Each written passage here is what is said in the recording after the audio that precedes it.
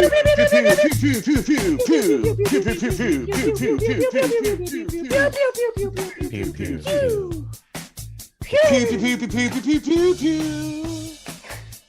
happening, guys? Happy Gravy Day. It is Past the Gravy, episode 465, with Alex, Pat, and making his return to the pod. Recovered from monkeypox, but now he's come down to something many are saying is even worse. It's Bobby Jokes. How's it going, everybody? Specifically, Bobby. It's going good. I'm back from what I thought was just a cold. No, it turns out I'm COVID positive, so I'm God damn it, Bobby. here. I feel today pox to COVID. Yeah, today is the best I felt since maybe like last Monday. But I got my positive result yesterday, Tuesday. I mean, feel same. Like a pariah. I mean, that's where we're together, though, Bobby, because I feel the best today that I've felt in the last couple of days. But I've also been on a pretty epic run of staying up too late and drinking too much. So, like, I didn't do it last night, and I feel good today. There you go. Yeah. Yeah, hopped up on coffee. Who would have known? He did just have a cup of coffee. Well, I'm still working on it, but who would have known that getting the proper amount of sleep and not drinking yourself into a state where you can't get any REM sleep would be good for your body. It's a new thing I'm trying called non-alcoholism. Hey, you just do that. What is the 12? You do it a day at a time. Oh, one no. Day at a time, buddy. I'm going to get drunk again tonight. Don't worry about it. It's my day off. Well, it's one day at a time, and this is another day. It's literally gonna be one day at a time. It'll be one day at a time. The 1 days are my breaks. And then I've got yard work to do tomorrow when I get off of work. So, like, what am I gonna do? Not have some seltzers and beers during that? Like, I only drink on 2 days: the weekend days and the not weekend days. Yeah. I put that on a shirt. Oh yeah. Put the sleeves off. That comes. Everyone loves a good shirt that's just like, hey, I'm an alcoholic. I drink a lot, bud. Hey, not only do I drink a lot, it's also my entire personality. I'm fun to be around. It really doesn't sound like it. So I was talking with Robert because like Robert lives with his girlfriend, his partner, excuse me. Ooh. And Sam is she's giving you just the cold shoulder, isn't she? She's like, you diseased fuck, get away from me. Yeah, pretty much. She's kind of like disowned me. Like I don't exist to her. She in the beginning, before I tested negative for COVID like last Wednesday, so I thought, okay, I don't have COVID. So she was fine, even though I had like a cold symptoms, being on the same couch as me, just as long as we were kind of further apart. But today or yesterday, once I got my positive result, she's like, no, you stay away from me. You like, I'm not gonna be anywhere near you. Every time you walk by, I'm gonna like glare at you. She's not happy. Do you have to wear a mask in the house? She hasn't made me do that yet, but who knows? She might. I think now that I am positive, she'll like that. She's gonna want me to isolate in here. Like I'm gonna probably sleep in here. Like she has her desk here, but it's easier for her to move it into like the bedroom or somewhere else. Do you have a bathroom in there? I don't. She's just gonna make you. Oh, so you're going straight bucket? I guess so. Yeah. Ooh, you can use that outside plant in the background. Just pee right in that plant. Those are her plants. She's gonna think you're gonna give her plants COVID. Be like, don't worry, babe. I'll take care of them. And you're just literally shitting in the plants. Like, it's fertilizer, babe. It's fine. They're growing. They're growing plants. She comes back in a week and it looks like fucking Skull Island in there because the plants are just super growing doing the Robert's mega dumps. Smells like shit. Literal shit. It'll be good. No, the flowers will be blooming more on them, so it'll cover up the poo. The shit flowers. That'd be great. That'd be great. Well, T's and P's, buddy. Hopefully you get better soon, man. Thank you. You've been sick for like 2 straight weeks. That blows. Yeah, pretty much. Right after BuzzFest, I started feeling like a tickle in my throat that Monday, and then Tuesday morning, like I woke up, my throat hurting, like it was like super dry. And like since then, I haven't had like a full night of sleep because I can't. My nose was like so stuffy, I couldn't breathe, so I would wake up in the middle of the night several times, like try to get as much air as I can. Like my throat's all dry, and like it's been uncomfortable. And you like are breathing through your mouth, so then your throat's even drier at that point. Yeah, it's chaos. Yeah. It's a vicious cycle. Dude, I so get it. Like going to bed sober last night at like 12 instead of 4 to 6 in the morning. It was really hard for me to sleep because my body just wasn't ready. Like saying, like, I feel the struggle too. Yeah, same page, basically. I was glad we so can relate. annoyed. I was so annoyed. I was like, I'm tired. It's 1 o'clock, and your body's like, yeah, but we're used to going to bed 5 hours from now. So have fun with your eyes closed. I was like, We ain't this is doing fucking this bullshit. shit. I said we staying up. I still slept good, but I'm just like, come on, man. Just go to sleep. Go to sleep. Yeah, you were John that used to be on the podcast was texting. We were in a group chat with him, and he was texting us something, and I had like responded because I was up at work, and then you responded. He's like, Pat, what the fuck are you doing up? And you were like, I haven't gone to bed yet. Yeah, it was 4 a.m. And Alex goes, good morning, gentlemen. And I was like, or you said something, and I go, good morning. That was what was that? That was Tuesday morning. Yeah, so I was like, Jesus, Pat, why are you still up? Why are you up? And you were like, I haven't gone to bed. Because I'm still a piece of Got me. garbage. Dude, no, you're just grinding out those video game hours, bro. Or Actually, masturbation hours. I was no. Lately, it's been my video game and just staying up grinding movies. Like Sunday night, I stayed up till Saturday. Might as well go into it now. Yeah, Saturday I stayed up till 6. Do it. Because I was like, well, so I'm off Sunday. So I stayed up till 6 a.m. because I watched Good Will Hunting, and then I had never actually seen The Untouchables, the movie with Kevin Costner about how the guys that caught Al Capone. And then when that was over, something else. I don't even remember what it was now. It was multiple days ago. But I was like, yeah, let me just start another. Lost it again. But did that. So then the night I was still up, I was like, I had started watching Rounders that night because that's what it was. Because then I finished it the next night, and then I was like, ooh, poker movie. What else? And I watched the Stu Unger story, starring Michael Imperioli, who most of you know is Christopher from The Sopranos. And then after that was over, I was like, ooh, let me finally watch Molly's Game. And I watched most of that, and then I finished that today. I've just been on a movie run because I can't decide what show I want to watch next, man. Have you started watching The Boys? Buff. I've heard the newest season is weird. The night that those 3 came out, I watched the first 3 of them. Yeah, me too. It's so good. It's a good show. So good. Not any weirder than the rest of the show. I heard the opening scene is really like, what the fuck? Oh, it goes hard, but like they go there.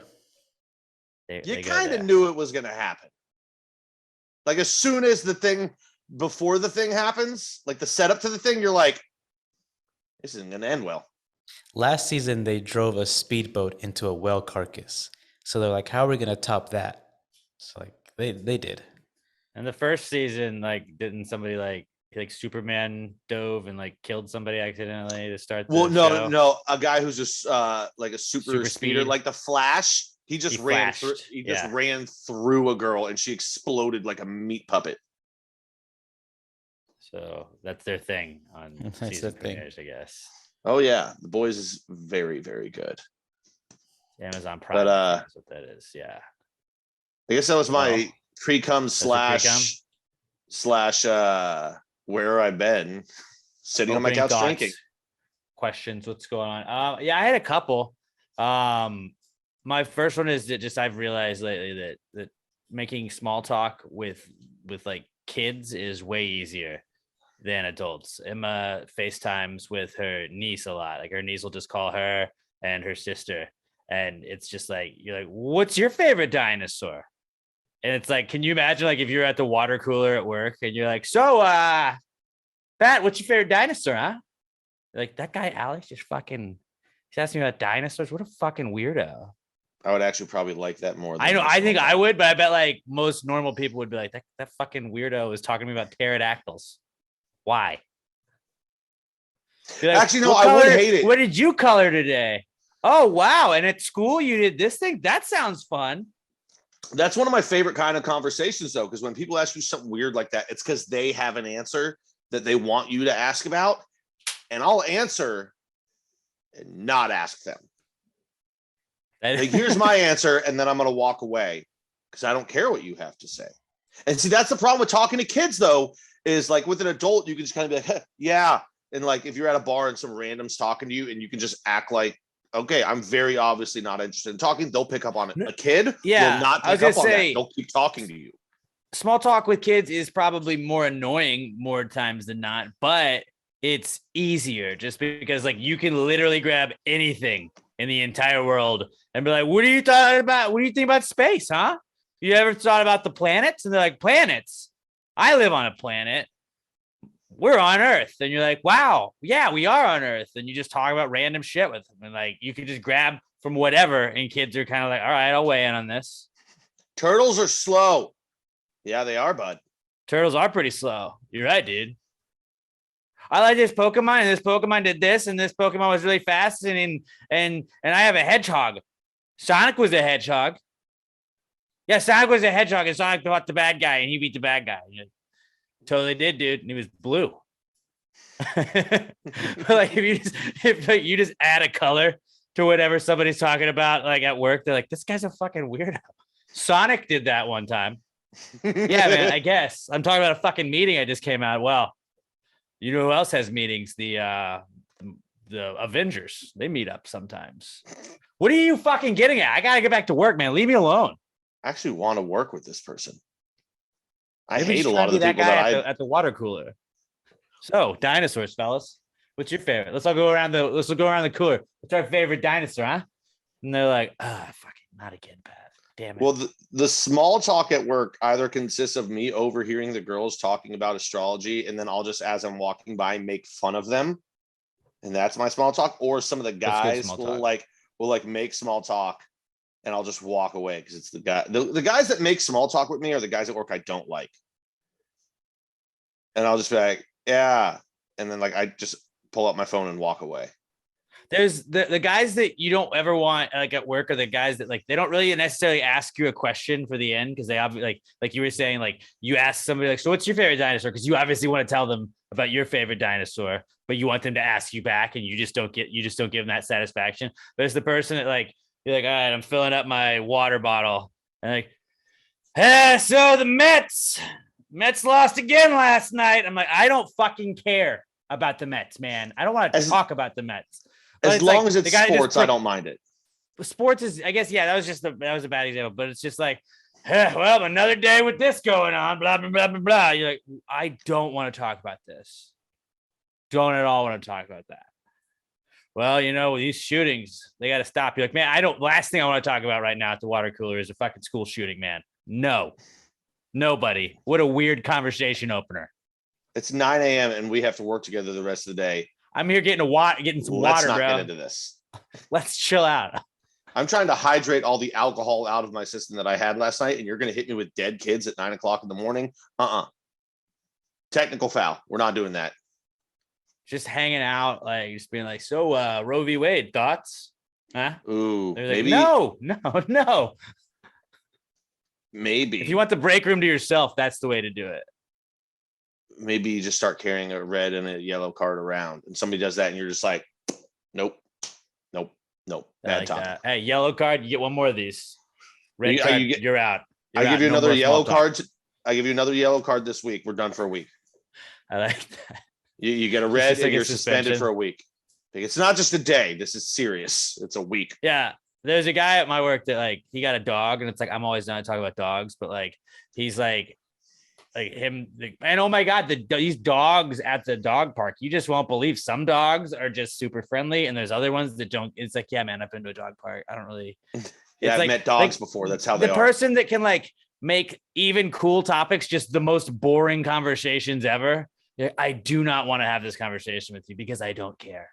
I've got to get back. There's a Green Day song on right now, and we gotta get back here. So I gotta leave. I gotta go. Nope. So you're still talking to me. I'm clearly backtracking. I'm getting further. I can't hit. Yep. Have a good one. Like if you're talking to somebody and they continuously are just moving further down the hall, just stop.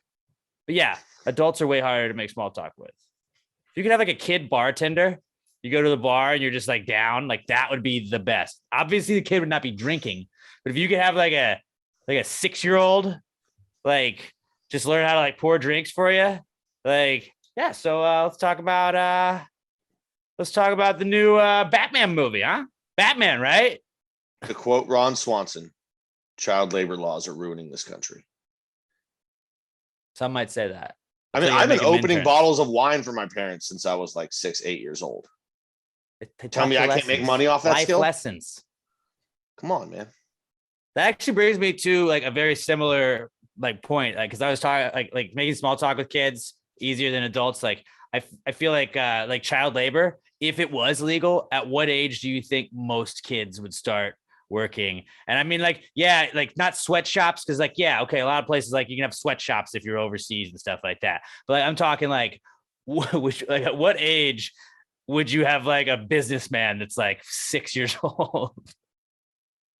Like I in don't the know pit about trying to that. sell shit. Because I'm trying, like, the only experience I have is where we grew up in Katy, and I'm like, I don't think I would. I don't think I would have been put to work at 8. I could have been a bagger, but you could be a bagger at 8. Oh yeah, You bag groceries. it all depends on your socioeconomic like level. There's a lot of 8-year-olds that would be working. Let me tell you that. Like you go to the gym and like a 6-year-old checks you into the gym. Like, all right, you got your card? Yep. All right. Well, have a nice workout. Here's a towel. Like, see, what? actually, you know How what? old are you? Child labor laws, I think if we got rid of them, you would start seeing more women in positions of power. Because let's face it, there's a lot of girls that by 10 years old would be ready to be managers of like entire grocery stores. Because Yeah, they girls are started always, there. like, They started there at smarter 8. than They were a dudes bagger. at By that the age. time they're 12, they're a manager. By the time the girl is 15 years old, she's running the entire fucking place. And I don't, not just grocery stores, wherever they're working. But girls are like They bossy mature quicker. at a younger age, usually more often. And it's like, yeah, she's probably fucking interested. She's the manager right now. She's running this shit. And you're like, she's just yelling at everybody. And I'm like, I'm scared of her. So whatever. She's my boss. My boss is 8, but hey, I got them's the rules, you know? Wow, that was very sexist of you. Well, it's true though. And my cousin Jamie could have been like a manager somewhere at like 5. Like by the time she's 22, she's CEO of Kroger. Yeah, but like you, yeah, Like, yeah. I can't. I started it's at like- 5. So it's like she's so young, and she's like, "Excuse me, I've been working for this company for 14 years." For 25 years. I am 30 now. Like, what? I was raised in this company. Actually, it would be HEB. We know HEB is the one that they're the ones that say on their name tags, like, "Hi, I'm Scott. I've been with the company 17 years." Yeah, it's tight. I always feel like it has to suck to be like the new employee, like 2 weeks. No, it just has a star. It doesn't say anything on it. Yeah, but like you know, everybody's like, you haven't been here long, have you, rookie? Hey, No, not really. I've worked at I'm gonna HEB. start thinking that. Like, hey, newbie, you get one of the experienced guys to ask. I should just start asking people when they have that star. But hey, did you get your like your employee discount card yet? Because I worked there for like 5 months and I never got mine. I also didn't press it. Yeah. I was like, it'll show up when it shows up. And they're like, 2 months of me working there. I was like, hey, I still haven't gotten it. And they're like, oh, just update your address. I'm like, it's correct. Can you just send it to me? No, I was always like bad about that. Like, I guess I'm more confrontational about stuff that like I need at my job now, but it's usually when it's like related to work. No, like not like perks and stuff. Like I'm usually pretty like passive on like, hey, I haven't gotten the free gift cards that you guys said that y'all were gonna give me. Do you think? No, okay. I'm not gonna follow up with this later on. I'm not gonna follow up. But I remember like I got like a Kroger card discount and like didn't really ever like register for it. And then they also were like trying to get me to join the union at Kroger. And I was like, no. Because it was like no, I'm not a $10 pro union guy, Cap. It was like $10 a month out of your paycheck. And I was like, yeah, man, I don't know. I'm trying to get goalie pads, bro. Like make it $5.25 an hour. That's 2 hours of work. I'm not giving that up. And like, so I would always have like, hey, this is from the union at Kroger. We just wanted to see if you've changed your mind. I was like, no. Dude, Is the 15-year-old really going to change the union? No, probably not. not unless You he's already guys been go on there for strike. 10 years. I'm going to be a scab. I'm crossing those picket lines real quick because I only am working through the summer, guys. So remember last week how I got all animated and said because my car was late, I was gonna be like, you should at least give me a second key out of this. Mhm. I went to go pick it up today, and before I even got there, I was like, I'm not gonna do that. You already Nah. you already changed your mind. I was like, I don't feel like having an uncomfortable conversation, which wouldn't even be uncomfortable. And as the dude set me up, he's like, oh yeah, let me go run and get your second key.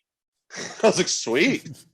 Good. I was never gonna get that. I thought I read something somewhere along the way in the papers that it came with one key, but sweet. I'm very happy that a brand new car I'm buying at least comes with 2 keys. I don't know why I'm shocked by that, but it's good to know though. Yeah. Can I have a cup of coffee? No.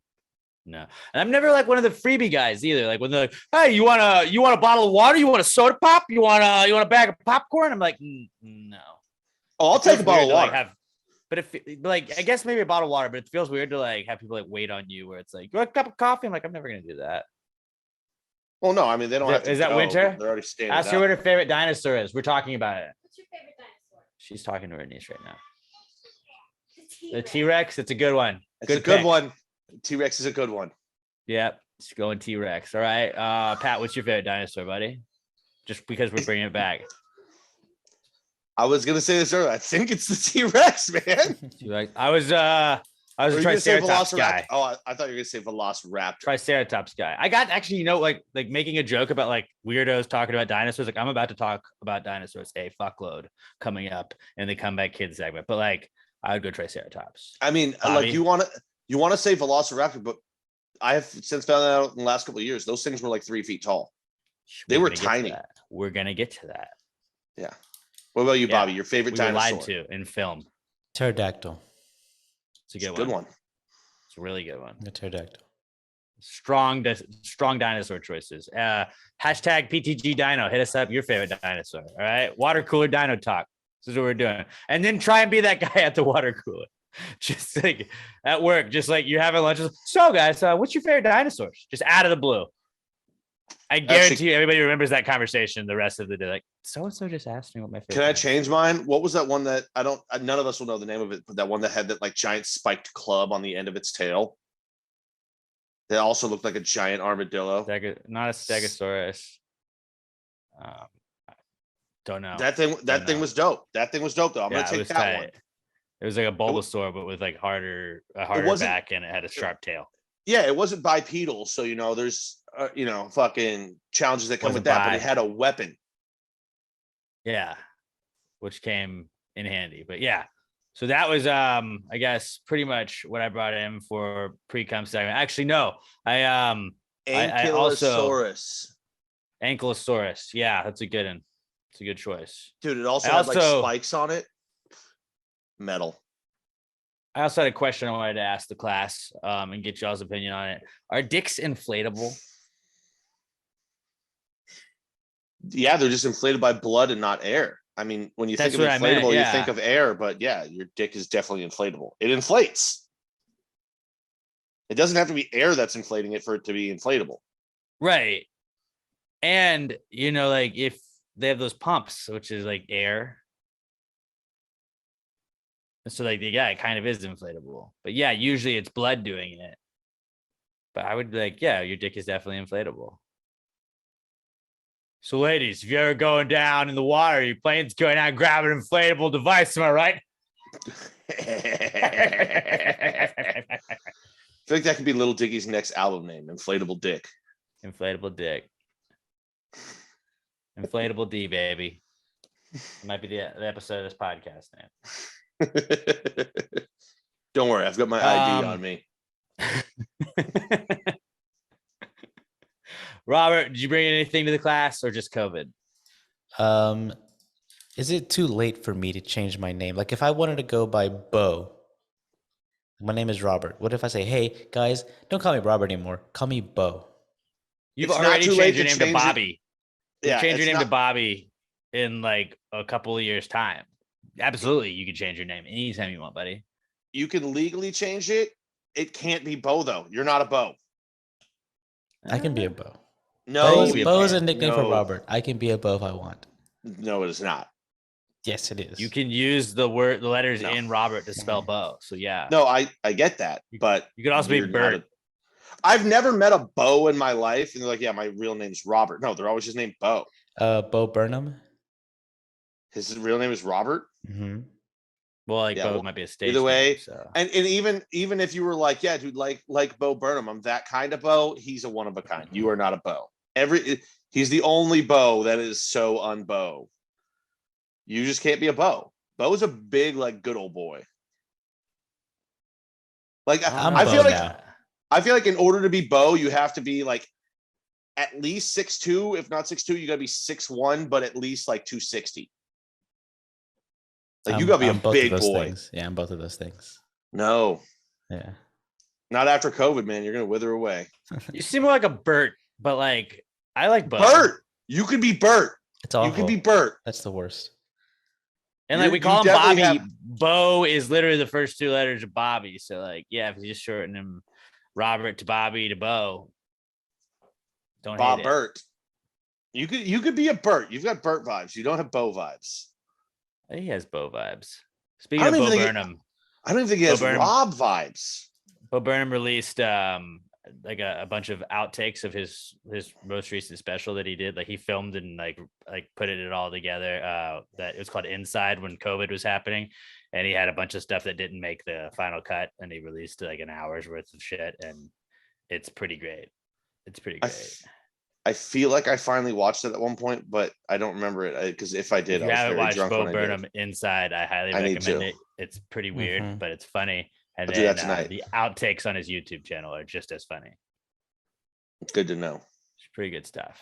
Because it made me like, as somebody that like edits videos and like edits audio and stuff, and like Robert probably, like, I don't know if you've watched it yet, but like you could see him like he's like starting stuff and he's just like, fuck, you piece of shit. And it's like, yes, that is 100,000% accurate on anybody that's ever been recording themselves or doing anything like that. You're like, I fucked it up. And he's like writing songs and he's like, yeah, that's gotta be way more frustrating than like, oh, let me try and edit this. Nope, I couldn't get this audio to edit down. You're like, no, I couldn't, like I fucked up trying to record myself doing this. So yeah. Bo Burnham, shout out to him, and then shout out to Bo Barbosa on the podcast, our newest co-host. Thank you. See, I'm now, put that the description is going to be like Alex, Pat, and Bo talk about, and they're like, Bo, who's Bo? Exactly. You do not have Bo vibes, but Bo Barbosa. Like if you go by both names, I think that kind of works. But you have to always be, hi, I'm Bo Barbosa. Bo Barb. But then here's also the thing, my brain is so dumb. I'm be like, fuck, is this guy's name like Bobar Bosa? I like that too. It sounds like he'd be like a great center from like Angola or some shit like that. Like that plays for like the Cavaliers. Like the weird European cousin of Joey and Nick Bosa. Bobar Bosa. Like Bo Barbosa, like, dude, that guy he's nasty in the paint. You don't want to go up against him in the paint, bro. And then I'd be just drop the R and be Boba. What if I'm just Bosa? So like, my last name is Barbosa. What if it's just Bosa? That's my name.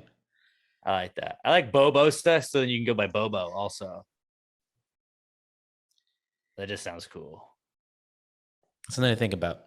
I'm going to think long and hard about this. Robert's reinventing himself post-COVID, and I'm excited to see where we settle on this. Bo. Like a caterpillar in his cocoon, he's going to emerge. Beautiful boba fly. You guys seen A Bug's Life? I'm like that caterpillar. Finally. I'm a beautiful butterfly. I did realize too, there was one I forgot to say for our Precome segment, because I did it this morning. Is cleaning your ears with Q-tips the second best feeling only behind coming? I did it this morning. I had it in there and I was twirling, and dude, I almost had to go jack off. It felt so good. I always feel like I'm nervous I'm going to puncture an eardrum. Oh, so no, I had it in it.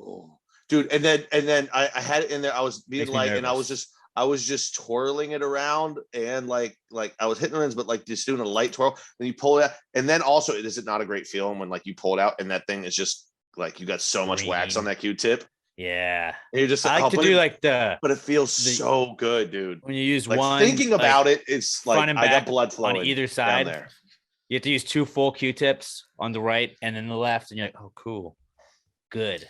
With me being Especially when you got sick, a shower and it's wet in there too. So you're like, now I'm drying out the ears, Dude, and all this don't say stuff is wet. just Don't say wet to me right now. so wet. It's so wet in those ears, and you just get in those wet ears. You just get in those wet crevices, and you just Bro, this is shove it in basically there. It's all wet, and you're just in and out and in and out. dude, this is Q-tip erotica, and it's really working for me.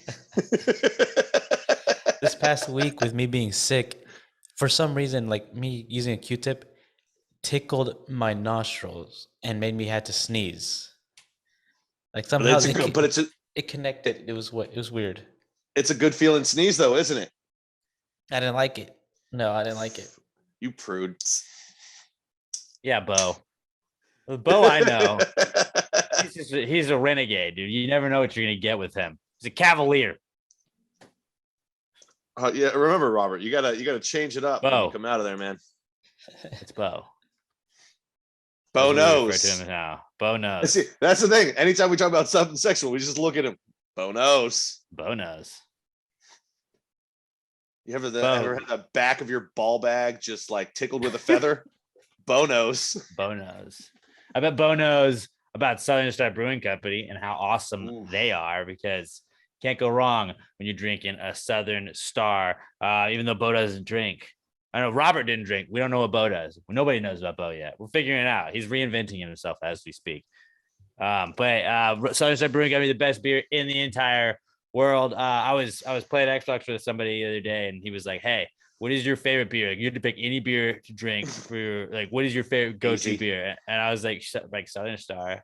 And he was like, "Yeah, like they sponsor your podcast, like for real." Though. I was like, "I would really get like Bombshell Blonde was my favorite beer, and we used to just Pat would be like, what do you want me to get at the grocery store?" Or you'd stop at a gas station on the way here, and you got Bombshell Blondes one time, and so I started commented on it. I was like, "Nice beer," and then that's how we got a beer sponsorship. We like DM'd and we're like, "Yo, y'all should sponsor us." And then that was the beginning of a beautiful friendship. And I was like, "We got the Bombshell Blonde because that's my favorite beer." And yeah, Bombshell Blonde was my favorite beer until they gave us the strawberry Bombshell Blonde. And I was like, love that. And then Darling Like a Marlin, I think I have to love just because it's past the gravy's Darling Like a Marlin. And so yeah, like Southern Star really is my favorite beer, which is why it's so cool that like we get to speak for Southern Star as like our beer sponsor. It's really a dream come true. But yeah, they got the Bombshell Vit. If you can still find it, the Southern Brunch is always nice. It's pool season. It's pool drinking season. You know what you can't take to the pool? Glass. You can't take glass, can't take bottles, but you know what you don't have to worry about is bottles from Southern Star Brewing Company, because all they've got are cans. They're the first to can craft in Texas, and they're still just canning exclusively. And so you go to the pool, you're never going to be like, shit, this is a glass bottle of Southern Star. No, they don't make those. You don't have to worry about that. You're all set when you go down to the pool. So load up with a strawberry Bombshell Blonde. That's the perfect summer beer. You mix a little strawberry Bombshell Blonde, a little Southern Brunch when you go to the pool, you're gonna love it. If you haven't brought Southern Brunch to the pool or the river or the lake yet, I don't know what the fuck you're doing. It's not summer until you do that. Like it's such a beautiful tropical fruity beer. Like it's not like when I remember being back when I was like 18 to 22. Like, I don't drink fucking fruity beers. It's delicious. Why are you denying yourself deliciousness from it? It's so good. And they've got one coming out now. Start this Saturday. I don't know if it's going to be canned yet, but this Saturday releasing is the Fuzz Pedal IPA. Listen to the description of this beer. Let's and go. I think I want to bring this to the lake more than I want to bring Southern Brunch. And you know I'm going to have Southern Brunch. I always have Southern Brunch. Fuzz Pedal, full-bodied New England IPA with low to moderate hop bitterness. So it is an IPA, but it's not going to punch you in the face. Flavors of candied peach ring gummies, orange, and tropical fruit. Are you shitting me? Is it punch or is it beer? I don't know. Aroma much the same with the emphasis on the peach. So it's going to smell like peach and it's going to taste like peach gummies. Get the fuck out of here, man. Yeah, are you sounds like a winner to me. If you have the ability to be at the tap room this Saturday and you're not there to try this beer, you are living your life so incredibly wrong. I don't know how to fix you. That's a good point. Yeah, it's a great point. Yes, 3525 North Fraser Street up in Conroe. Bro. There is a big Pass the Gravy flag in the tap room right by where you go get your tokens to get your beers. You let them know you're part of the Gravy Gang. They're like, all right, well, try some of this. Try some of this. They're gonna hook you up. They love the Gravy Gang and they'll take care of you guys. Those guys are awesome at Southern Star Brewing Company. Go on a tour with Ben. Ben gives the best brewery tours ever. Angel's up there. Angel's a badass. Keith's up there. He's a badass. You will not be disappointed when you make a visit to you make your travel. It's like the Mecca of beer, really. It is the Mecca of beer, and you gotta go make an appearance up at the brewery 3525 North Fraser Street up in Conroe. D's cooking best crawfish on the planet. They've got the best beer on the planet and the best crawfish on the planet. They got both of them together on Sundays. That's awesome. And I think it's getting to the end of the season for D's Cooking. So I want to say after Father's Day, D's Cooking's Dunsky with the crawfish for the year. So you want to get some of the best crawfish in town, go up to Southern Star on Sundays and try some of their crawfish and beer. Southern Star Brewing Company. If you're drinking a Southern Star, let us know. We love it when you guys are out there. Show off your Southern Star, guys. Like, let us know which Southern Star you're drinking. Tag us at Pass the Gravy Pod, tag them at Southern Star Brewing Co. and at Southern Star BC on Twitter and Instagram. Let them know you're supporting the people supporting the pod. Southern Star Brewing Company, the official beer sponsor of Pass the Gravy and the Comeback Kid segment. It's the Comeback Kid. The Comeback Kid of the week. The Comeback Kid of the week. Bitch. Look at that can, Alex. That artwork for the fuzz pedal. It's so sexy. It's sexy. It's groovy as shit, man. Groovy, bro. It's groovy. All right. Our first Comeback Kid this week. Speaking of the Devils, dinosaurs. Dinosaurs are back, fellas. Because Roar, baby. Jurassic Park, ever heard of it? The final Jurassic Park, they're telling us the final Jurassic Park. I wouldn't be surprised if like they do some sort of like Star Wars thing where it's like, let's do another spinoff. Like, let's just do a T-Rex spinoff, the origin story of the T-Rex. But they could do that if they wanted to, but they're saying this is the last Jurassic Park. Jurassic Park Origins.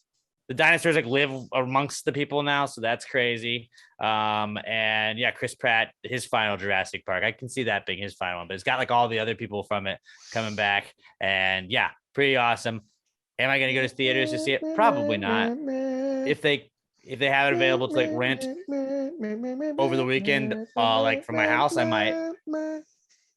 I know that was super distracting. I just couldn't help myself. That is one of the best like theme musics ever, though, right? I think it was John Williams, who's like, Star Wars and all that shit. It's just like, it's a vibe, bro. It is a vibe, like, dude. Bro,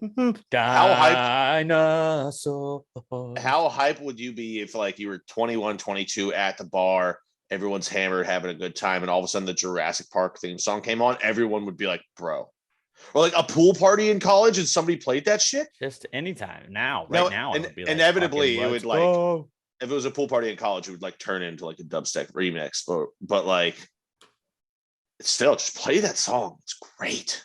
Why does nobody use that as their walk-up music in baseball? That's how you capture the hearts and souls of America. Use Jurassic Park, the theme song, as your walk-up music. I'm tweeting at the Savannah Bananas right now. You're having a slump. You're just like, shit, let's change it up. Let's change up the walk-up music. Jurassic Park theme, got it? Cool, let's go with that. We're going to see this in a Savannah Bananas video, and the next week I can almost guarantee it, because they're always like on social media like, what should he walk up to, blah blah blah, or like one player would be in the booth just changing guys walk-up songs like as the game is going on. Jurassic Park theme, like the Savannah Bananas is cool, but I like the other day I saw something like they were doing one of those things where they do the dance before the guy throws the pitch, and it's like that's got to get exhausting though, having to learn new dances all the time.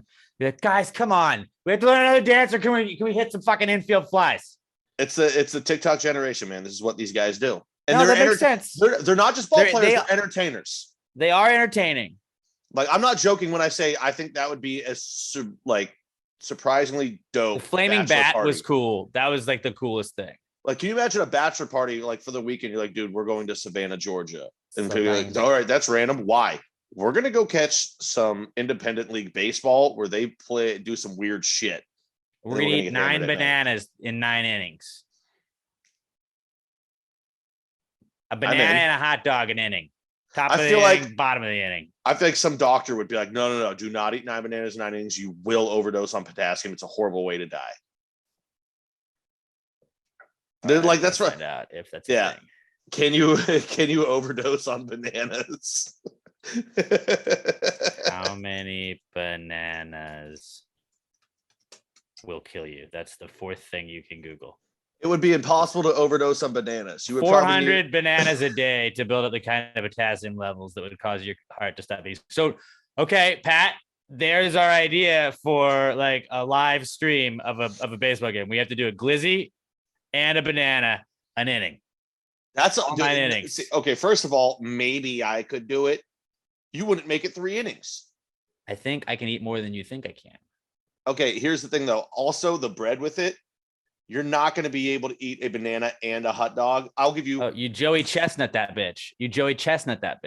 I'll give you 5 innings tops before you can't eat anything else, or before you throw up. Did I make this a bet? I mean, are we gonna do it? Are we going to an Astros game and doing it? When is the June? Well, I'm pretty sure Astros don't serve bananas. I bet you could. They have that convenience store. They might have bananas. I bet you could we could bring like a baby bag in. Just be like, yeah, he's got his son, and you use like a Cabbage Patch Kid. Just say you're taking your son to the ball game. Hold on, I'm gonna see if we can watch Savannah Bananas online because I'll do a April 8th and 9th. We can watch them on ESPN Plus. Can we watch them on ESPN Plus all the time? Probably some of those games. Did you say? We could really just watch any baseball game. All baseball games that have 9 innings. Yeah, but I think it'd be if we're doing a banana bet, we might as well be watching the bananas. Yeah, but like if we were watching a game that was like a primetime game that anybody could watch, that would also maybe make more sense. Like let's do the Apple TV Friday night game that no one can watch. Now, wait, what is it? Is it Tuesdays that it's dollar dogs at the Stros? Yes. I'll switch some Tuesday sometime, and we'll do a 9 inning dollar dog. And you know what? Just to make it interesting, maybe I have to do 12. I think I could do it. I don't think you can do 9 dogs. Dude, you're underestimating how much bread that is. And here's the thing: are you going to be having some beers during the game too? I'll Joey Chestnut that shit. You just dip it in water so I can slide it down my gullet better.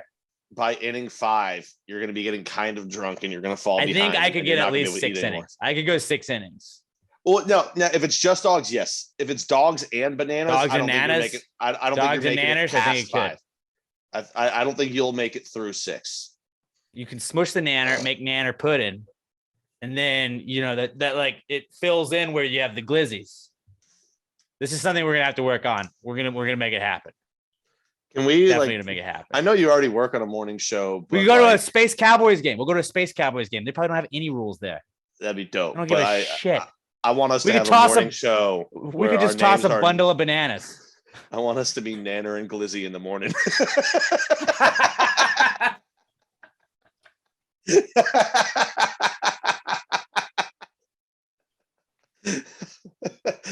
What's happening, everybody? It's Nanner and Glizzy in the morning.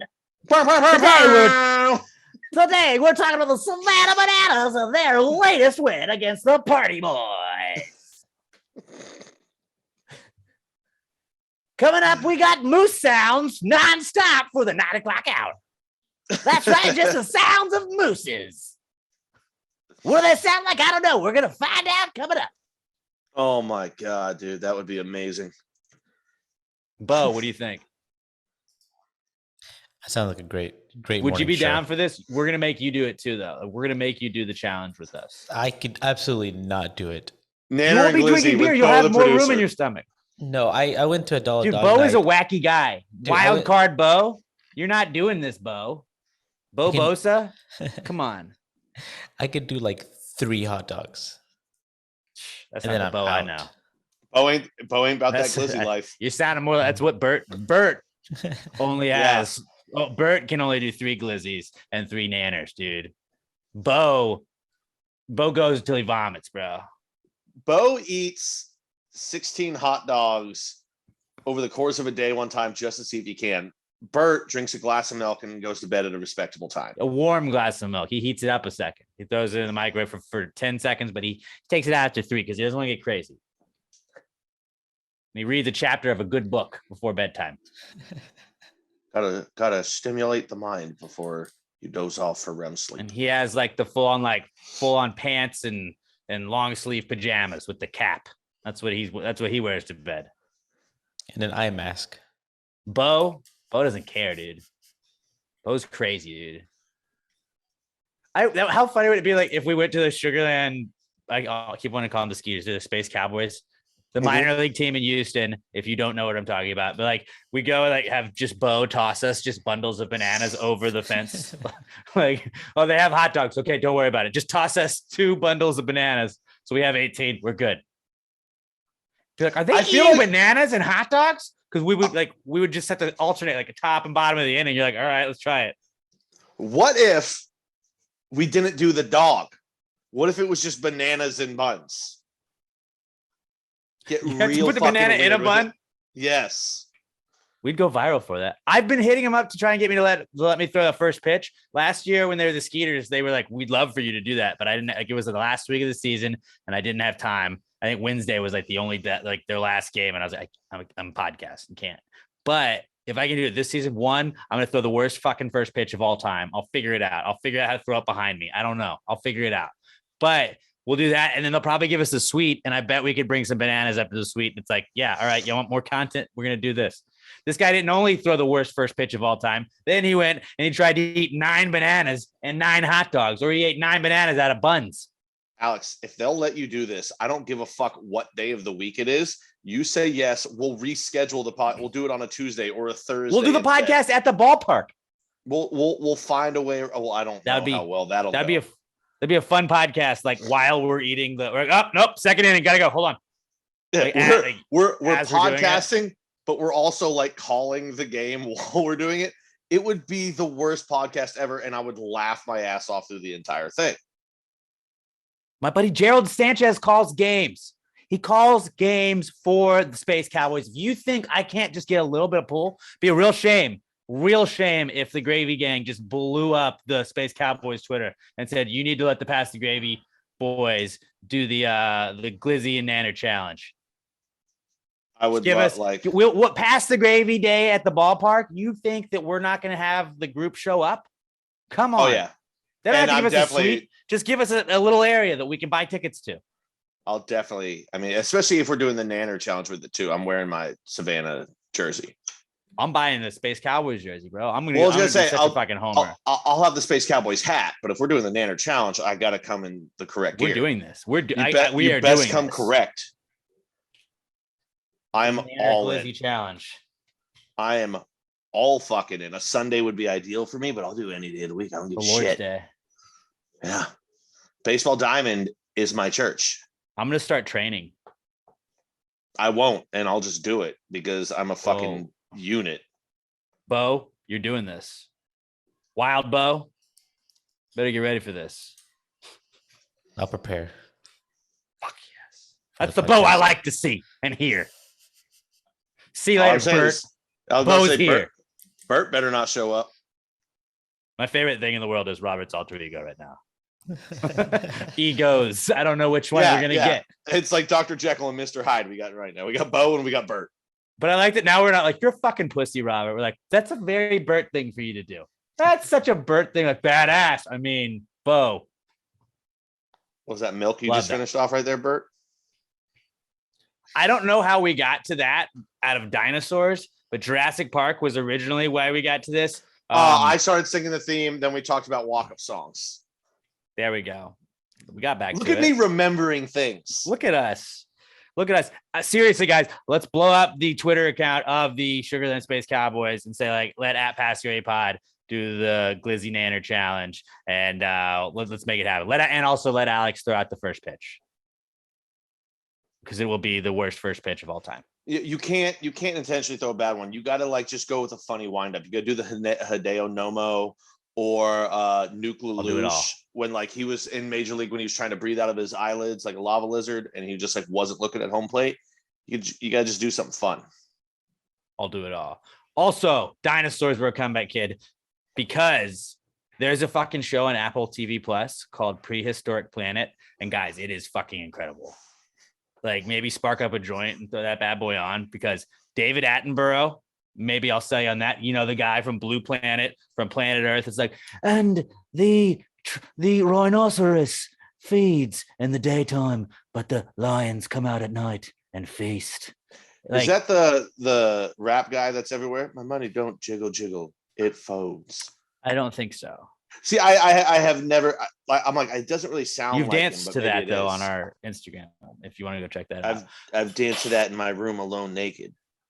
Right. Well, we all have, but Bo dances to that. That's such a good song that Bo even dances to that. But Prehistoric Planet, they like scientists or paleontologists, pretty much. My buddy Craig Lavati, friend of the show, he works at the Houston Museum of Natural Science, and I was texting him about it. He's like, no, like they say, like it's pretty accurate as far as what we know. It's like Planet Earth, but it's Prehistoric Planet. So it's like dinosaurs, like you see the velociraptors, and you see that they're like more bird-like, and they have like feathers, and they have a feathery tail, and like they can jump off cliffs and kind of like float down to fight, like to like get like smaller like prey and stuff like that. But they have the claws, and you see like the like hunting in packs and shit like that. Like it is just like one of those like nature documentaries with David Attenborough on it. And the T-Rex is very strong, but the babies are vulnerable when crossing the water. And like it starts off with a T-Rex family crossing the fucking water, and they have the giant underwater dinosaurs. They're trying to eat the babies. It's fucking wild, bro. It's fucking wild. I think we've made it through like 4 or 5 episodes of it. Fucking like about 45 minutes a piece. You want to just get fucking baked and watch that. You will be entertained. I swear. You're going to go see Jurassic Park, throw on a little Prehistoric Planet, and you will not be disappointed. Just go look up the like trailer for it. And you're like, all right, maybe I do need to get Apple TV Plus because this is the shit. I have seen some trailers and it looks fucking amazing. It's fucking sick. And like, I'm not a huge nature documentary guy, although Blue Planet was fucking awesome. Shout out to Coach Hafer. Senior year of high school, that was like, I'm not going to teach anything. He was the soccer coach. He's like, we got a soccer game coming up tonight, so I'm just going to put on Blue Planet. You guys are going to watch TV. And we were like, all right, dude, tight. Like, well, there's like 20 hours of footage of shit on Blue Planet. You guys are just going to get to casually scroll through those throughout the year. And all right, I'm in on that. And Planet Earth, also awesome. But like, there's like CGI dinosaurs and shit in it, but they're pretty realistic looking from like all the shit that we've known. I don't know. But like, then you like learn a bunch of like other stuff about like dinosaurs that you're like the velociraptors that we were saying earlier, where it's like, yeah, Jurassic Park makes them seem like they're these giant motherfuckers. Like they're like little babies, like 3 feet tall. Like I think they could fuck me up, but like I feel I feel like I could take on one of them, maybe, probably not, but like I could get in some shots. If you got it right, like I could probably like if I could grab by the neck and just like smash it down, like I think I could do it. They still had those big ass claws. I know. I saw Jurassic Park. Open. Rips open your intestines and you're bleeding. Your intestines fall out right while you're still breathing. And the kid's like, oh God, you fucking old man. Why are you telling me this? I'm terrified. Yeah, little fat kid. Yeah, that little kid was a fuck. When a paleontologist tells you to stay the fuck away from the dig site, you stay the fuck away from the dig site. All right, buddy? Mm-hmm. Respect your elders, kids. But yeah. Big facts. Prehistoric Planet, guys. Fucking nails, absolute nails. You said you were looking for a show to watch. That's not even really like a show, but it's like I'm gonna kill Apple TV Plus. Bunch of time. Well, maybe I just rewatch all of the Jurassic Parks though. You know who you should bum the Apple TV Plus from? It's Bo. Bo shares all of his accounts with his friends. Bo is a bro. He's like, I'm not doing that. No, Bo. Bo's like, you guys want me to share your? I got you, dog. Bo's a bro. No, that Bert doesn't share. Bert didn't download music illegally as a kid because he was afraid that he would be popped by the government. Bo used to download it, make CDs, and give them away to his friends. And got popped by the government and didn't even care. Didn't even care. Didn't bat an eye. Dinosaurs, Comeback Kid, Prehistoric Planet. Check it out, guys. I promise you will not be disappointed. Mosquitoes, also a Comeback Kid because those bitches are back. This bitch is. I was walking the dog, and I Haven't just got one yet. I got assaulted. I was assaulted the other night when I walked my dog. I just came back. I was like, "What the fuck?" And like, they got me good, dude. It was like they knew where all my veins were. Like, I got like I had like mosquito track marks on my fucking arms. I was like, "Yeah, how'd you know?" Right there, and it's like they're ready. They're evolving. They're evolving. Off deep woods. Well, I hadn't had to use it, so like I went out just like it was I'm like just 9 saying, o'clock at now night. you know. It's 9 o'clock at night. And I was like, I don't need this. Yeah, but it's 9 o'clock at night, so it's still what, 86 degrees? Yeah, it's still fucking hot as shit. And humid as fucking, like, yeah, it was wild. But like, I got assaulted by some mosquitoes. Apparently, West Welcome to Nile's back Texas. too. So thanks a lot. No, it's guys. not. No, it's not. Well, I they will found never- cases of West Nile. I will never acknowledge another disease again. After If COVID, Ebola comes back, I said this on the morning shows. Like, if Ebola comes back, we riot. dude, after COVID, I I'm will done with never this. acknowledge another disease again. None of this happened before Harambe. None of this happened. Well, I mean, it did in 1918. I wasn't around there. Neither was Harambe. Okay. And there during you go. Harambe's run, none of this happened. So you're saying Harambe let this happen by being taken out? No, I'm saying them taking him away from us. He's not there to like protect us. I mean, if he was a real protector, he would have just jumped out of the enclosure, as I discussed last week, that gorillas can do, because we have no idea how to contain them. He would have got shot then anyways. There was nothing he could have done. There was nothing he could have done. He could have gotten out of there. Harambe. He could have thrown the baby back to his parents if he wanted. Together. Harambe was the glue holding us all together. All right. He The kid was obviously a neglected child, which is why he or she jumped into a gorilla enclosure in the first place. He's like, I need to get away from my parents. Maybe he just wanted to hug the big gorilla. I get that. That too. But I Harambe want would to have hug. hugged. I want to hug an ape. Harambe was like, no, you come here. We have to get away. I'm terrified of my face being ripped off, but like, I won't consider my life complete until I've hugged a baby chimpanzee or something. That seems like it's such a, like, you see videos of it. It seems like such a good hug. Yeah, it does. Like, I want that in my life. But mosquitoes, though, those are back. Fuckers. And they're mean this year, guys. They're mean. Another comeback kid we got is the King. He made his return, Lil Nas X.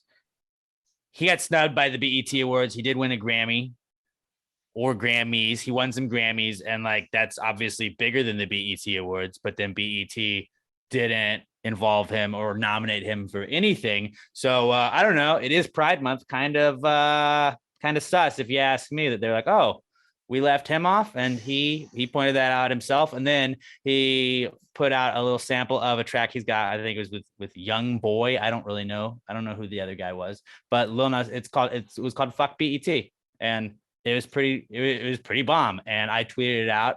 Dude doesn't miss. He doesn't miss. Lil Nas X, the King, stays king, and I cannot wait to hear the new single. So shout out to Lil Nas X. He will be nominated for a Gravies Award. So Robert, write down that we have the J-Lo movie "Marry Me" is right now up for movie of the year. We haven't added anything to that. We're gonna have to add some movies. So we'll think of something. Anything else that's kind of a weird movie that comes out this year, we'll throw that up there. And then Lil Nas X, Artist of the Year. Lil Nas X and Lucid Illusion. That's gonna be a heated battle. Those are our two front runners right now. When Lil Nas X, I mean, I love Lucid Illusions, but if we can get Lil Nas X on the pod, like, I think they might be in some trouble, Gravies award wise. I mean, if we could get Lil Nas X on the pod, you're either gonna come or you're gonna pass out. It's one of two. No, I'll be zoned. I'll be like, bro, let's fucking go. Like, I think we'd vibe. We'd be bros. Yeah, we might be best friends. Because I think Lucid Illusions and me were best friends at the end of that interview. I mean, they were my best friends. I don't know if I was their best friend, but like, they were definitely my best friends. Dude, I mean, you were, I would say, probably one of the first 100 on the Lil Nas X train. I was the one that said he has staying power. There was a lot of people were on the Old Town Road train, but I was like, no. This guy's gonna stay around for a long time. And they're like, oh yeah, he's one hit wonder. He's doing that. No. Did it start as a troll initially? Yes, it did. Did I know the odds were stacked against me? Maybe. But yeah, I do have an eye for talent. Nobody can take that away from me. Lil Nas X, King, Stay Kings. fuck you, BET. How dare you leave off our king? Yeah, He'll win a bunch of Gravies Award. homophobic assholes. He'll win a Gravies Award, though. All right. Our next one is Morbius. You guys, the big superhero buffs on the show, have either one of you seen Morbius? No, I'm actually very behind on my superhero movies at the moment. Is he like? I thought that Blade was a vampire. Like he was the vampire character. Is Morbius just like Blade's brother? Just another vampire character. Yeah, he's just another dude. Okay. Yeah. Well, Jared Leto played Morbius, I think, and that movie sucked. It was 17% on Rotten Tomatoes. 17% out of 100 on Rotten Tomatoes. Not great. And it completely bombed when it came out at the box office over a month ago or so. And yeah, so then it kind of went away. It was either in like the hotel or rental stage. And then all of a sudden, some girl went on, she made a meme and was like, oh, my favorite part of Morbius was when he said, it's Morbin time. Kind of like the Power Rangers, it's Morphin time. And then that just kind of became a viral meme sensation. And somebody at the studios that put out Morbius was like, hey, we're viral. Like, dude, the movie's going, like, people are talking about the movie again. Morbius is trending. It's Morbin time. Even though, like, as somebody that's not seen the movie, everybody's like, there's not one time in the entire movie does he say it's Morbin time. No, he does not. No, why would he? And so they're just like, it's Morbin time memes. Like, just go look up it's Morbin time. You'll see all the memes and it's pretty funny. It's pretty funny. I told the guys before the podcast, I was like, the it's Morbin time memes this week and the Chris Evans acrylic nails photoshops have been what got me through the week so far. Those are my MVPs of the internet so far this week. But it's Morbin time got I think it's Sony. They were like, yo, we need to give the people what they want. They want Morbius back. Yeah, sure. Nobody went to go see it when it was in the theaters, but we need, like, they're talking about it. We got to fucking put butts back in the seats. Put this back out. Give the people what they want. All right. Sometimes you gotta have something gone before you realize you miss it. You know, you don't miss it till it's gone. And then they were like, well, people are probably gonna go see it. It's viral. It's on Twitter all the time. All these people are talking about it. Even Jared Leto posted like, oh, I'm reading a fake script, and he freeze frames, and it's Morbius 2. It's Morbin time. It's dude, Darling Like a Marlin 3. Morbid me. Time. I don't know. We'll figure something out. Like Marlin 3, but maybe we use a Morbin time. It's Morbin time with that. But so they put it back out in theaters, and I believe last week it made up. They like broke it down, and it made basically $8 a theater that was re-showing it. Like that was what it came out to. So like crazy bad.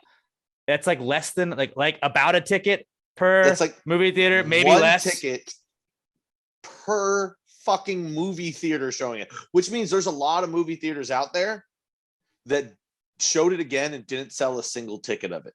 Yeah, because some had like a family would go see it, maybe. Like you know, the babysitter takes some kids to go watch it. And also, like, some places tickets are going to be $12, $15. And to average $8 a theater is not insane. Like, it makes me want to watch this movie. I'm like, this has got to be so goddamn bad. Like, it's got to be free on Netflix within the month. Well, when they get the Morbin edition, it's Morbin time edition. If they're smart, they will make like the like deleted scenes, the one where they like put the supercut of it, like instead of like the unedited version, it's Morbin time version, and then they might sell a couple just by people that want to buy the DVD box because it's funny. The Morbin time edition is just the unfinished version. Like, it's just that like some animations aren't put in. It's 5 minutes, and it's like, all right, we know you didn't really care about the movie. Thanks for tuning in. It's the full movie, but it's like, remember when X-Men's Origins Wolverine got leaked back in the day? It got leaked back when we were in college. It got leaked online, and there was CGI parts where, like, there's one part the plane is flying low over water, and it's just all green, like before they pixelated and like put all the animation into it. It's just this animated green against green background. That's what the Morbin time edition is going to look like. All the animation hasn't been put in yet. And it's like sometimes the camera that's shooting the scene is actually like one off to the side, and it's not like the main. So you can see the main camera shoot. It's like behind the scenes video. Yeah. I love those when they show like the Spider-Man, the most recent Spider-Man. They were showing like some of like the action scenes, but it was with the green screen or the blue screen that they had at the time. There's like it's just a dude jumping into like a pad, like a dude jumping into a guy in like a green suit into like those skateboard pits, those like foam pits. Like, yeah, it looks sick, but like when you just watch that, like that's not that cool. But it is cool to be like, oh shit, they turned that into what I just saw.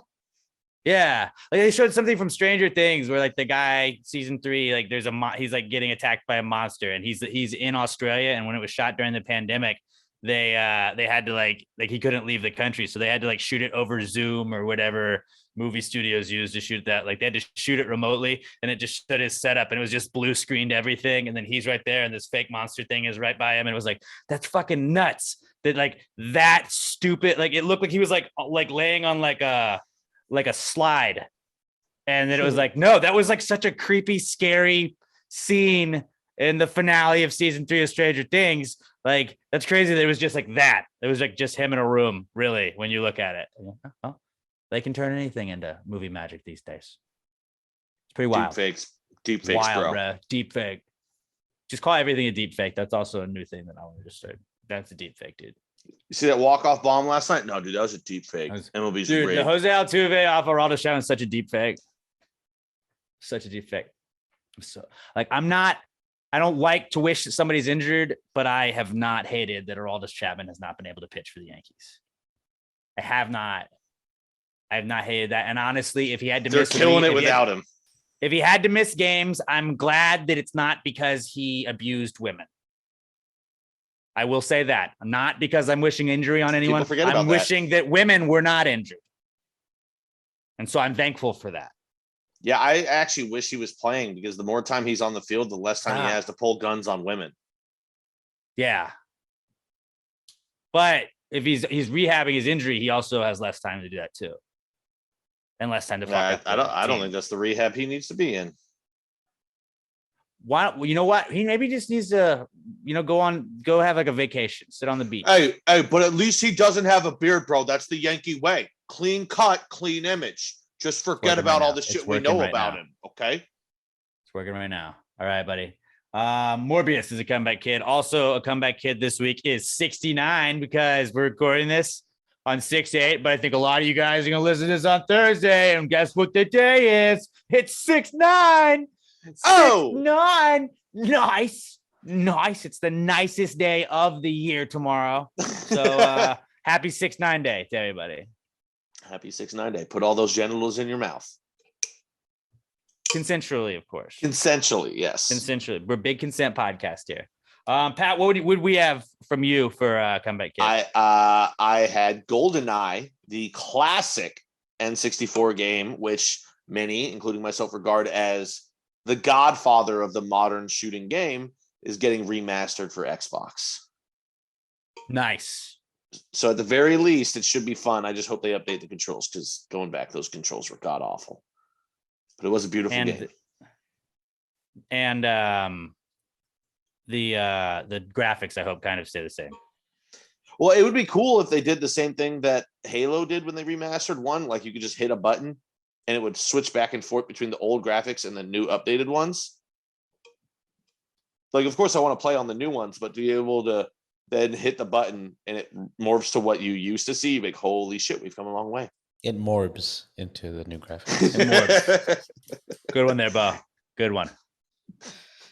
It's Morbin time. Morbin time, guys. Oh my God. Yeah. So that was our comeback kid segment, guys. That was a good one. All right, let's move on. And for real though, like blow up the Sugarland Space Cowboys Twitter and like the Glizzy and Nanner challenge. Let the boys do it. Let the boys play. Yeah, like let Alex throw out the first pitch and then bring in Pat as the reliever to really show you how the Glizzy and Nanner challenge is done. It's a fun day at the ballpark. Family fun for everybody. I almost bought some Nanners today. I should have. It's the American pastime. Nanners and Glizzies. Mm-hmm. And it's like, it's healthy because you're canceling the glizzies out with the nanners. Pretty sure that's how it works. It's true. Also, that sounds like a terrible combo, but I will slice up the nanners and like content. line them on the. I'll eat banana hot dogs all fucking day. fuck yeah. I won't put ketchup on it at that point or mustard, but I'll throw a little caramel on there. Why not? Why the Dessert fuck not? dessert glizzies, baby. What you think about that, Bo? I mean, good dessert. Yeah. It's good for you and good to eat. All right. Our next segment is the What Would Jesus Do segment. If you would like to participate, all you have to do is put Jesus in a situation he might find himself in today's time. Hashtag PTGWWJD to @Pass the Gravy Pod on Twitter. That's how we search those. We used to have the WWJD bracelets where I always felt like we should be told what he would do when you asked the question, but we never were. So we decided that when we had a podcast, we were like, we're just gonna make that a segment. But we do need you to hit us up. We need some more submissions because we're gonna keep doing this until you guys stop submitting them at Pass the Gravy Pod. Hashtag PTGWWJD. Throw Jesus in a situation he'd find himself in today's times. It is the What Would Jesus Do segment. Jesus, what would Jesus do? Jesus, what would Jesus do? Put him in a situation in a matter of time. If you wrote this jingle, do you think he'd make it rhyme? So think about this crazy world in which we live today, and how would Jesus handle it in any given way? All right, today's What Would Jesus Do comes to us from Brandon Whitehead at Brando Whitehead on Twitter. He says, what are y'all's thoughts on Jesus selling rompers or bodysuits and calling them the body of Christ? I thought it fit nicely. I think that maybe rompers and bodysuits could be a part of it, but I like, I feel like Body by Christ would be a really good like athleisure wear type thing. Mm-hmm. Like a dude Lululemon. I know Lululemon is also for dudes, but like, just like athletic gear for Christians, like compete with Under Armour and Nike and just Body of Christ, BOC. I just had a thought on this. What if instead of athleisure wear, BOC was a wetsuit company? Because guess who else could interact with water and not get wet? Jesus That Christ. Would obviously be a part of it. That'd be a part of it for sure. I mean, it definitely, at least, as long as we have wetsuits, I'm all in. The wetsuits will be involved, but I think like an entire like athleisure type line called Body of Christ, like it's like the Nike swoosh, but it's just a cross sideways. Careful. No, you don't have a want it sideways sideways. Cross. You're getting close to it being upside down. An upside down cross. Well, wait, no. You know why the cross is sideways? Because Jesus is carrying it on his back. What if instead of that, it's like Jordan? It's like Jordan, but with Air a cross. Air Jordan logo, but it's Jesus. So like long hair and a robe instead of like, jersey and shorts. So it's like Jesus dunking in midair is the logo. No, it's just, but instead of the ball, he's just got like, he's holding the cross. So he's about to dunk the cross. And it's just like, instead of like, it's got a guy with long hair, but like holding a cross. Okay. I think we can make that work. I was trying to think of another religious symbol that we could have him holding that looked like he was dunking. And I came up with nothing. Oh, maybe his hand is out and he's just like two fingers just holding up one wafer, one body of Christ right there. I like that. Like he's doing a finger roll, but it's just like he's holding. What you wearing? I'm wearing BOC, bro. Body of Christ. Oh, nice. Badass. I like that. It's a good one, Brandon. It's a quick one, but it was a good one. Hit us up. Hashtag PTGWWJD to @Pass the Gravy Pod on Twitter. Now let's move along to the Not Cool segment, guys. It's brought to you by littlemshop.com, littlemshop.com. Best air fresheners, best everything in the world. A little bit of this, a little bit of that. You go check it out. There's something for everybody at littlemshop.com. If you use our promo code PTG69, you're gonna get 10% off of your order. Shout out to Texas Cat Daddy, Brandon. He's at a stream of cream on Twitter, and he got a stream of cream. So I have this Gravy King. I have this Gravy King keychain. You can get customizable keychains, and it only goes up to a certain amount of letters. But he got stream of cream on his, and yeah, that's already been sent out to him. And so you could have one of these if you're watching the video version. The Gravy King one is the one I have. He has stream of cream. That's his Xbox username as well. And so he's got a keychain of that coming to him. Shout out to Brandon Davis for participating. He used our promo code PTG69 and he got 10% off of his order at littleemshop.com. But they don't just have customizable keychains, they have the best air fresheners on the planet. You will not be disappointed. If you have shipping, is going to be free for you. You're gonna get shipping for free if you spend $10 or more on littleemshop.com. But they got Little Ice, Miami Beach, and Fresh to Death scents. I really like the designs on all of them. The rad one and the space one, can't go wrong with that. Miami Beach is probably my favorite one right now. That's what I'm riding with in my car. And yeah, you will not be disappointed if you get a Little M air freshener. If you do, let them know at Little EM Shop on Twitter, and at Little EM Tweets on Twitter, at Little EM Shop on Instagram. Let them know you're supporting the people supporting the podcast. They also have 90s stickers. You know, those cups, the styrofoam cups you used to get, that just had like the pink and the blue like swooshes on them. You want just the swoosh? You can put that on it. Put that on your phone. Put it anywhere you want. They got those stickers available for you at littleemshop.com. They got all kinds of other awesome stickers. Go check it out. Littleemshop.com. Littleemshop.com for the best air fresheners and everything else in the entire planet. Use our promo code PTG69 at checkout for 10% off of your order. Littleemshop.com. Littleemshop.com. Support the people supporting the podcast. And if you get something from Little M Shop, make sure you tag us at PassGrayPod. Let them know you're supporting the people supporting the podcast. Littleemshop.com. Littleemshop.com, the official sponsor of the Not Cool segment.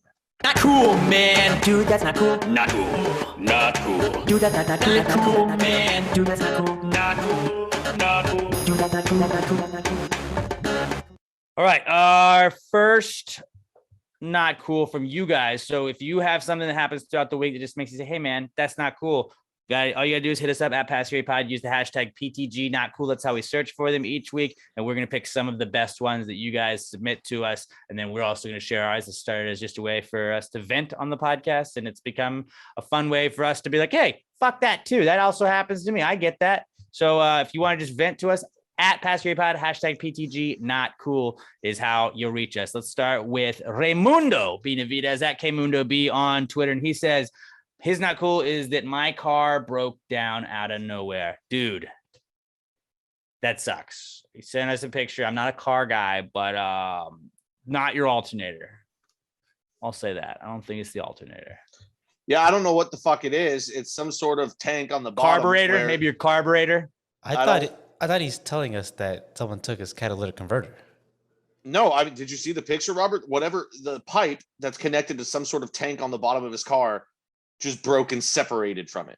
Pull it up. Look at the picture. Have been connected I don't to the know catalytic what converter. I don't know what the fuck that tank is, but a pipe that was supposedly welded Seems to it important. is no longer welded to it. Yeah, that sucks. And like, you're just never ready for like a car trouble. I had the check engine light and shit on mine. Like that was part of my my not cool for the last 2 weeks. And so like, it's like, yeah, that does suck. And you're just like, God damn it. And then you're running through your head of like, how much money is this going to cost me? Like, I got to start saving money up for this. This is going to be a bitch. Like, how long am I going to have to go without my car? Where I'm going to have to either Uber or bum rides from people. Like, yeah, I totally get that. That sucks. It looked like he said it was on his way to his father's house for, I believe it was his dad's birthday, but happy birthday to Papa Mundo. And hopefully you got everything sorted out, but we love you, buddy. That does suck just when your car breaks down out of nowhere. So T's and P's, brother. Awful feeling. T's and P's. What do we got next? Brett Brandon at Price of a ZJ on Twitter says, his not cool is decided to do some work at home last night. And I realized how difficult my job is with only one screen. I have 3 at my office desk. Yeah. So you got the like tri screens so you can move everything over. Like you're used to that. You got this screen has, maybe you got your spreadsheet up on this one, then you got the internet one on this one, you got your email up on this one. But then when you're having to like interact with all of them, you just have a million tabs open. That fucking sucks. I totally get that. at my at the old building that we used to work at for the Rod Ryan show, I had the double screens, and like when we would do remote broadcasts, like for St. Patrick's Day, I'd have to like remote into that computer, but it was only on like my Mac screen. And so you're having to like minimize like all these, like you have to make all these like windows way smaller, and you're like, man, this can't be good for the computer, just running a million things at once. But yeah, it does suck when you're like, I'm not used to this. I don't like that. I fully understand this. And most people be like, how would you work in a restaurant? Well, as we all know, I'm a 3-screen guy in my living room, and that's how I watch football. So anytime I'm over somewhere else watching football and there's one game on, absolutely brutal. So I understand the struggle, Brett. I'm sorry. You're like, where's the other one? I want to watch the other game. Like, oh, I can pull it up on my laptop. Is your internet good here? No. Well, fuck. I'm supposed to be Why'd watching. you bring a laptop over, weirdo? You're like, so I can watch other screens, idiot. Yeah, like, oh, you only watch one game at a time. What's wrong with you? I run my own sports bar from my couch. Yeah, it's 3 on the screens. It's usually 5 games. exactly. You Yeah, got laptop you and got the iPad. multi-screen. And if I wanted to, I could do it on my phone too and have 6 games. It'd be chaos, But I'd love but also it. beauty. Yeah, totally get that. It's a solid, not cool, Brett. I'm sure a lot of people can like identify with that as well, because like, yeah, that does blow. What we got next? This is from Mikey Paul at It's Just Mikey P on Twitter. He says, went to a housewarming party with my wife and ended up being the only dude there. Brutal. Dude, just like you're hanging with a bunch of chicks. Bro, Right? did all their periods sync up at once during the party and they just Probably. like fucking Probably did. shit all over you? Just think of this. Like, what if there's like an apocalypse and y'all were the only people that survived it? Guess who's going to be in charge of procreating the earth, though? You're like, babe, True, though. look, I love you, babe. You're my number one, but like, we gotta continue the species. I gotta impregnate all these ladies here. I hope he was actually like, babe, we gotta leave, because like I'm the only beefcake here and all these chicks are hitting on Am me. I going to get a period if I'm here? No, I get it though, because I'd be like, my only move in that situation would be I gotta get really drunk. And one of 2 things is going to happen if I get really drunk. I'm going to say some really inappropriate shit that's going to piss off a lot of the ladies, or I'm just going to be really drunk and not be able to cooperate, like communicate, and then you got to drive home. And we're going to have to leave early anyway because I'm going to get too drunk.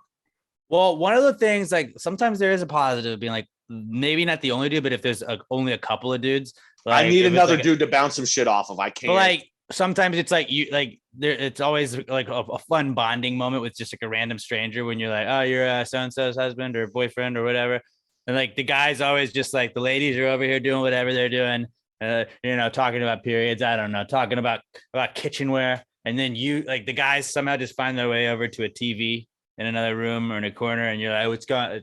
Sometimes it's just golf is on. And you're like, I don't really watch golf, but I'm watching this, whatever.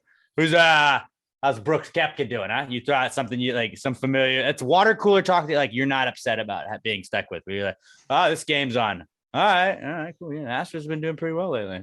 Yeah.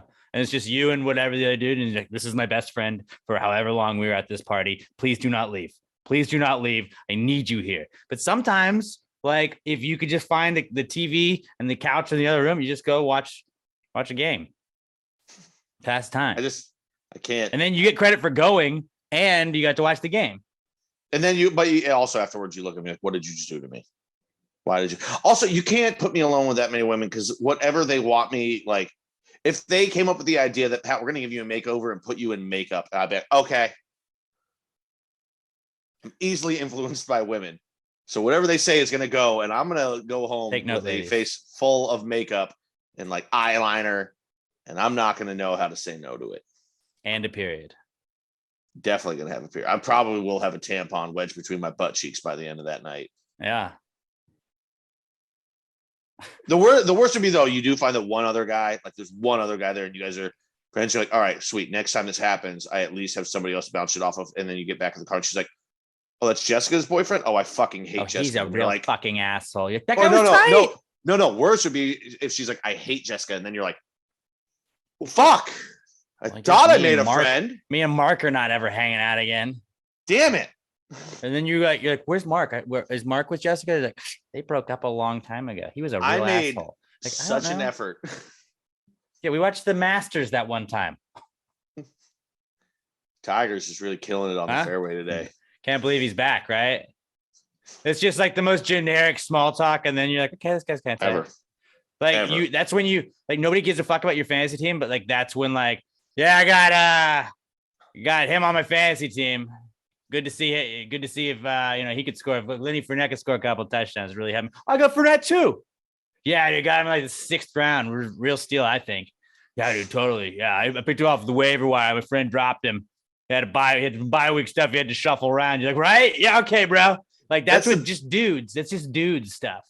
That's the beauty of dude psychology of that. Like, yeah, nobody cares about your fantasy team. Do you like talk sports? About fantasy sports? Yeah. Previous fantasy teams? Dude, I also had Lenny that year. Dude, that year, Chris Johnson, CJ2K. Remember that season? Won a whole championship, bro. Won a league because of him. Bro, dude, that one year I had Lamar in the 14th round as a flyer. Me too, bro. So sick. Dude, So Odell, sick. rookie season, fucking didn't start until week 5, but man, made up for that in Spain. That's gambling light. Now, if the other random dude at the party also happens to be a gambler, you can't go hard on gamble talk. No, you have to can't slowly float that out there. But if you just throw out like, yeah, dude, I played something on him last weekend, and the guy is like, yeah, dude, I got I'm all over the money line on Warriors tonight, and you hear that, and you're like, oh, we are best friends now. Yeah, what do you got? Okay, you got money line. No, I was over on the Draymond rebounds, and then you're just like, okay, gamblers will always flock together. Absolutely, like, dude. What do you have? Because I want a piece of it. I was at a crawfish boil, and like I was like going, I went like was taking a piss, and then I came back and was walking through the living room, and it was one of the majors. It might have been the U.S. Open, the one that Scheffler won, and like day 2, Scheffler was like not in first, so I just threw some money on him. But then like he ended up winning, and I made a nice little chunk of change. I was like, yeah, I took Scheffler on Friday at this, and I put like whatever the line was I had him, and the guy was like, no shit. He's like, dude, you're sitting pretty right now. And then like we just fucking shot the shit about like golf, and I don't really know shit about golf, but I was like, I bet the number 1 player in golf when he was not the favorite, and it paid off. And then that guy was like talking to me about hockey and golf, and I was like, fucking all right, this guy gambles tight. Which side do you use? Yeah, I use this one. If you're talking hockey, you're definitely talking to either a Canadian or a gambler. And I'll talk to either one. Yeah, most likely. But yeah, does suck initially, but hopefully, especially if you're like the only dude, but you gotta worry when you walk in. If you're the only dude, you gotta be like, where's the TV? Where is a TV that is not like a central, like if you're running a slideshow of like whatever's going on, like, but if there's like a TV in the other room, like maybe you just can like sneak over there. They're outside in the backyard, but like you can go into the living room and there's a TV on. It's usually like the husband of whoever's there or whatever is gonna have like some game on. And like you just got to make friends with that guy. That's why I was gonna say I think that's when you get pinched, and she's just like, that's not what we're here for. Because I was thinking baby shower. It does say housewarming party though. So yeah, at least there was booze there. You just settle up to something nice to drink, and then God forbid you're the one that drove. Scroll your phone for a little bit. Uber home and get your car the next day, but have yourself a good little time. You were trapped into being somewhere that you obviously were not supposed to be. Solid, not cool though. All right, our last listener submitted one from Jordan Welch at J_Welch 2795. Jordan says his not cool is on a bike ride through Houston on a lovely day, and I mistimed a jump onto a curb, got hit with the seat right in the nuts. Gonna be sore for a couple of days. Yeah, that's about as not cool can get, man. You win this week, bud. I'm sorry, bud, but that's fucking funny. Funny, but like at the time, it's the worst thing ever. Oh God, no! This is the one time in life You're not in public too. Empathy for any other human being is like, you got hit in the nuts. I feel bad for you, but also getting hit in the nuts is funny, especially by a bicycle seat because you mistimed to jump. This is like something that they would do on Jackass on purpose in front of people. Like, here's what you got. You got to jump up the bike, but you have to miss on purpose and just get the reaction. Nuts. Yeah. That does suck. T's and P's, brother. Hopefully, you boys are healing up nice. Yeah, I mean, I hope your nuts are good to go by now. But thank you for sharing. T's and B's, bro. Made me Bo, feel better. What's your not cool this week? Is it We've already COVID? been talking about. Yeah, it's been COVID. It's just I don't know. It really seemed like it was just a cold because the symptoms that I saw for COVID did not include like mucus and phlegm that I have. So that's why I thought it was just a cold. Bro, that's because COVID's made up, bro. It is just a cold, bro. That's what the government's trying to tell you, dude. It's the fucking government. Look, here, go to bro. this website that like isn't like a real website with any government backing or anything, but like my friend made it. Just made this website. It's got all the facts you need. Bro, Kamala and fucking Microsoft, dude. It's made the this credit up so that cards, they could bro. ship you. The credit cards are giving you COVID. Once we went to the chip, think about it. Before we went to the chips, before we went to the chip readers, nobody had COVID, did they, bro? Just think about it, bro. It's right in front of your face. It's right in front of your face. I hope to God that 20 seconds that we just did gets us a COVID disinformation thing on YouTube. We're gonna like YouTube definitely like knows. They're like, bloop. Some of this or for COVID information, go to this website and it'll give you like a link.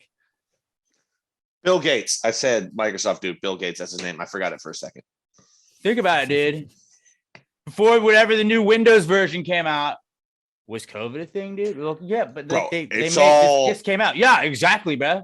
It's Bill Gates and Jeff Bezos. The only rich dude you can trust, bro, is Elon. Yeah, Elon Musk is on Yeah. our side, bro. he's one of us, man. He said I mean, some yeah, he's a smart billionaire, but shit. he's one of us, dude. Bro, he speaks truth to power on Twitter, bro. Ever thought about why all these rich guys are trying to get out and get into space? Huh? They're trying to get the fuck out of here so they Bro. can poison us with the COVID, man. Bro, Elon's trying to save us, but Twitter breached the contract. That's why he's not buying it anymore, bro. It's not his fault. Which, by the way, we didn't even talk about that. But yeah, that shit ain't happening. Who's shocked? Not me.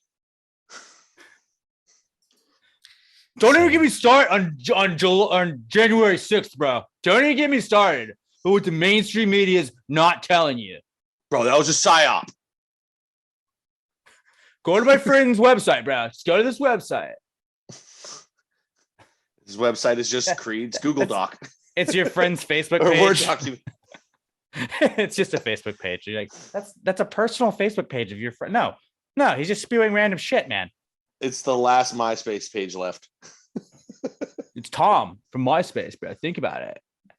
Without Tom, all this wouldn't have happened. God, that dude had the best He's life mad. ever. He's mad that Zuckerberg had his come up. And He Jack got from he Twitter. got super rich, got paid out, and was able to leave and then fade into obscurity before he had to deal with any of the problems of social media. Tom might have lived, he didn't ruin the world, according to people. dude. Tom might have lived the greatest life in the history of mankind, Got bought out and bounced. and he just takes pictures of shit now. That's pretty sick. It's just a dude. He might I'm Yeah, not dude, joking. He yeah. might have lived the greatest life of all time. Just a Didn't guy have to being a deal with dude, any yeah. bullshit. Made something that blew up and was awesome. He didn't and get got paid out and like, disappeared. yeah, Facebook was bigger than MySpace, but he still got all the MySpace money. He got the buyout money. He didn't wait for Facebook to just dwarf it and then just like have nothing and had to sell at that point. Like it was like about as high as it could have been. It was like, yeah, I'm just gonna cash out, buddy. I'd like to cash out now. He's like the guy that just knows, like at the blackjack table. He's like, nope, I just won that hand. Let's fucking go. Let's go. That's the last one. You're like, dude, no, come on, double down. Double Couldn't be down. me. You're fucking no. I'm going to fucking the window and I'm cashing out. And like my brother's like that. My brother's very good at being like, no, just one, I'm out. And I'm like, nope, I'm just gonna sit here because I won, and now I have $100 more that I can burn, and then it's gone. And then I'm like, well, fuck. Yep. And my brother's like, That's how it well, I goes. left and I'm up 400. So you know, well, you're smarter than me. Tom was that guy. Yeah. I like to gamble. Look, dude, this is how it goes. All right. Is what it is. Okay, so Bobby's is COVID. Pat, what about you? I mean, Bo. Like I had said earlier, I stayed up till 6 a.m. Saturday night drinking and playing video games and watching movies. And I woke up around noon to text messages from from one of my coworkers. He had woken up with 101 fever and needed somebody to cover the night shift. So I ended up having to go in on my day off and work. And I wasn't T's and hungover or P's. anything really. I was just fucking tired as shit because I stayed up till 6 in the fucking morning drinking. Like I still got 6 hours, but like I said, wasn't good sleep. Like I wasn't unrested, but I didn't get that REM sleep because my brain was just filled with gin and whiskey. Yeah. So instead of having my day off, then I just closed 3 days in a row. So I've been fucking tired of shit. But also on the plus side of it, as a thank you, he got me a bottle of Garrison Brothers whiskey, which is really, really fucking good. It's like $75 a bottle, which is pretty Nice. fucking dope. So I cracked into a Nice. little bit of that earlier today, and goddamn, it's fucking good. But also semi offshoot not cool of it. I'm supposed to go with my buddies in a little bit, like I do every Wednesday, and I'm not sure if I'm gonna bring the whiskey Oh, to share with him because I'm a dick. But also last week he shared a nice bottle with me, which was about the same price. So you gotta return the favor, I think. So I think I'm gonna bring that and my other whiskey. I'm like, okay, we're gonna have one glass of this, Nick, because otherwise me and you will down this in 30 minutes. And I don't need to do that. I don't need great whiskey like that. I don't need to down that much whiskey that quickly and then get back in my brand new car, you know? No, I got that. Yeah. Not a great idea. But also, in my real not cool for this is I got my new car. I don't know how to make a payment on it. I forgot to ask them where I'm actually supposed to send the money. So I got to recontact them and be like, hey, when my payments due, where money go? Where me give you money? So I just send it in the mail. I forgot to ask all of this. I'm assuming it like I finance through them. So I know it's going to them, but I need to show up and be like, hey, so I can just set this up to send it right from my bank account, like through my Bank of America app. Like, how do I pay you? Because I don't want to drop off a fucking money order every month, you know? That's a solid, not cool though. It's a really solid, not I cool. realized that after I picked up the car and left today. I was like, I don't know how to pay for this. But if you don't know how to pay for it, maybe it's just you don't have to. No, they'll repossess it. They have my address. Probably. They have my address. Move. And here's also the thing. Even if I didn't have the address, I'm pretty sure they can just ping where the fuck the car is and come get it. That's a good point. I Fucking just government knows where you are at all times, guys. Yep. Can't escape them. Before Government that and happened. Toyota. Before they had the chips in your car, COVID, was that even a thing? No. One of the first things one of my coworkers asked me yesterday when I told her I was going to get the car today, she goes, oh yeah? You're going to keep this one clean or you're going to trash it like the last couple? I was like, I mean, it's going to be clean for a little bit, but like I'm me. Eventually, I improved This is a towards the end. lifestyle. The other one, I finally grabbed like our to-go bags come in like this box with like a plastic bag inside it. I just stole one of those, or not really stole it. I just took it after we unloaded it and shoved it in the like between my passenger seat and the like glove box right there. So I've been throwing all my trash in that in the last car. I was like, hopefully that's like a habit that I'll get into. But yeah, I'm gonna trash this thing. It's my car. I don't fucking care. How it goes. How it works. Yeah. I've got more room now though. That's nice. They also gave me all of my like titles and documents. They don't give them to you anymore. It all comes on this USB. And I'm definitely going to lose this at some point. Yeah, I would print those bad boys out and find a place to put them. But here's the thing, like did you ever see Meet the Fockers, which I think was the third one? No, it was Meet the Parents, Meet the Fockers, and then Little Fockers. When Meet the Family. No, it's Little Fockers is the third one. Meet the Family, Meet the Fockers. And the dad calls him. He's like, Greg, go say you're going to check your files. And he's like, I don't have files. I don't have files. Where the fuck am I going to put shit? I don't have anything. I don't have a filing system. I don't know where to put anything. You have a drawer? You have some sort of desk around anywhere? Oh, hey, that thing in the corner does have a drawer. Okay, I've got a drawer. I've got a filing system now. That's your throw that bitch in a drawer. I will 100% like anytime I need it though. Never gonna fucking know it's over I there. am weird though about USBs. Like a lot of times, like when I'm like, I'm gonna toss all this shit out. Like I could put it on my keychain. Like, I can't throw this out. I don't know what's on it. It's like you could just look at it and see if it's something important and then decide if you want to throw it away. I was like, no. I need to have all 80 of these USBs just in case it's got something important on it. And it's like, but you all of this stuff is you just, if you look at it, you would see it. Well, I'm not going to look at it, but like in case I need to go through it. And then one day you're gonna need your car title and stuff, and you're just gonna be like, you're using every USB you can find. Like, is this it? Is this it? Is this it? Is this it? Is this it? Just write car in Sharpie on the side of the USB, and then Well, the know. USB says Don McGill Automotive Group, so I'm pretty sure I can figure out what's on. So it already says that basically. Those are solid, not cool. Yeah, I gotta Having to figure out how to be an adult. I have until July 14th to figure out how to pay them for the car. We'll see how that goes. Right. What about you? Bo already went. No, I stopped myself from saying because I just meant you.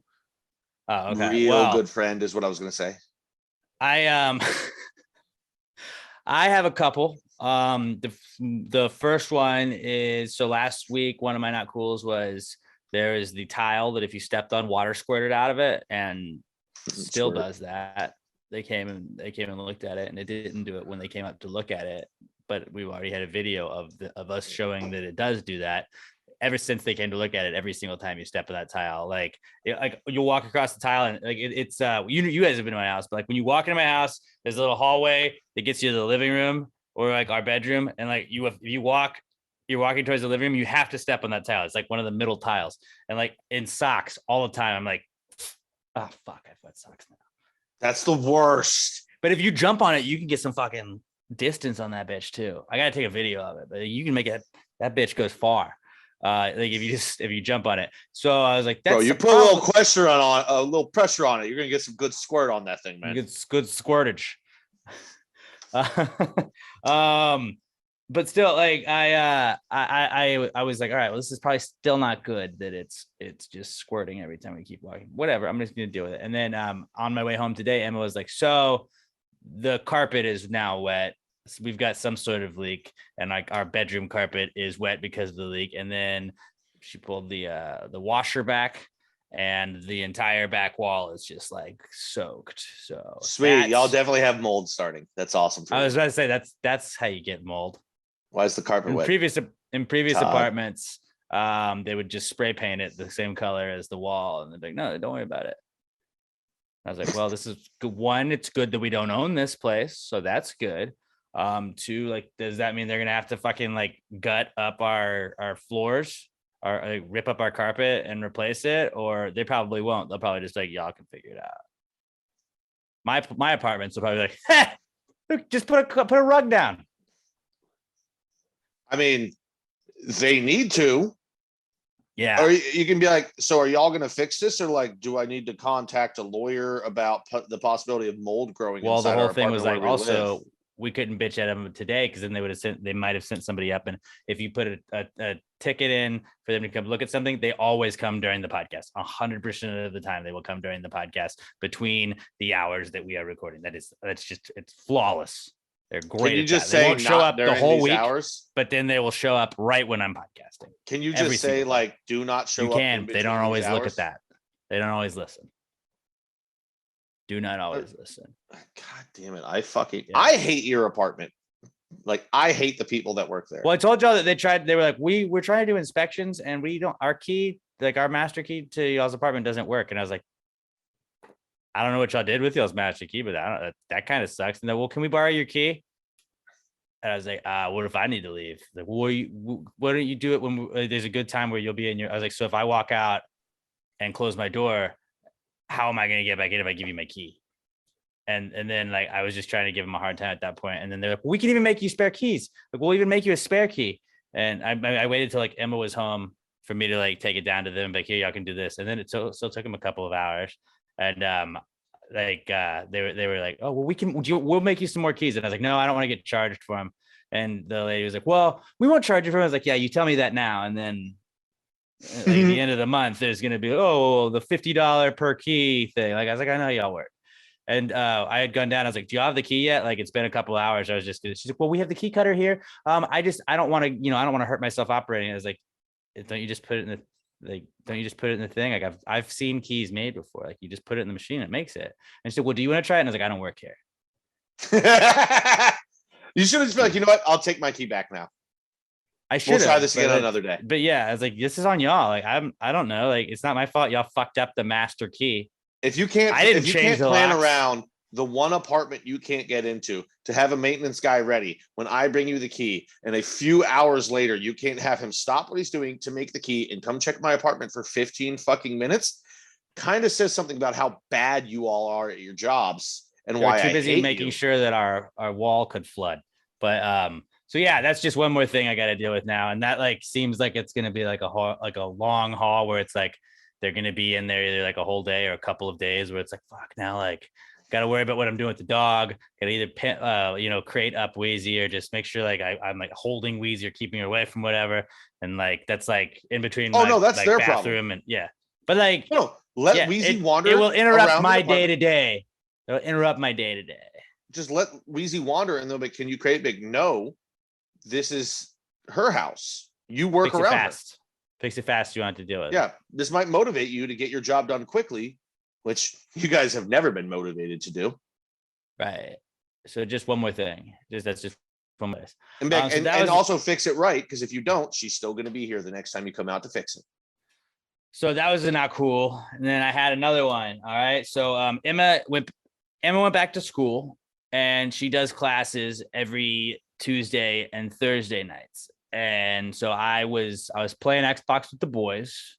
Emma was in class, and she was doing some group work because they get paired into groups. So she was in her group, and she was like in our bedroom working on in class. She was working on class stuff in our bedroom. I'm in our living room playing Xbox with the boys. And at some point, me and one of the guys started going into a Mario accent. We just like, it's me, Mario. Have you seen my brother Luigi? And I did not realize with the headphones in how fucking loud I was being.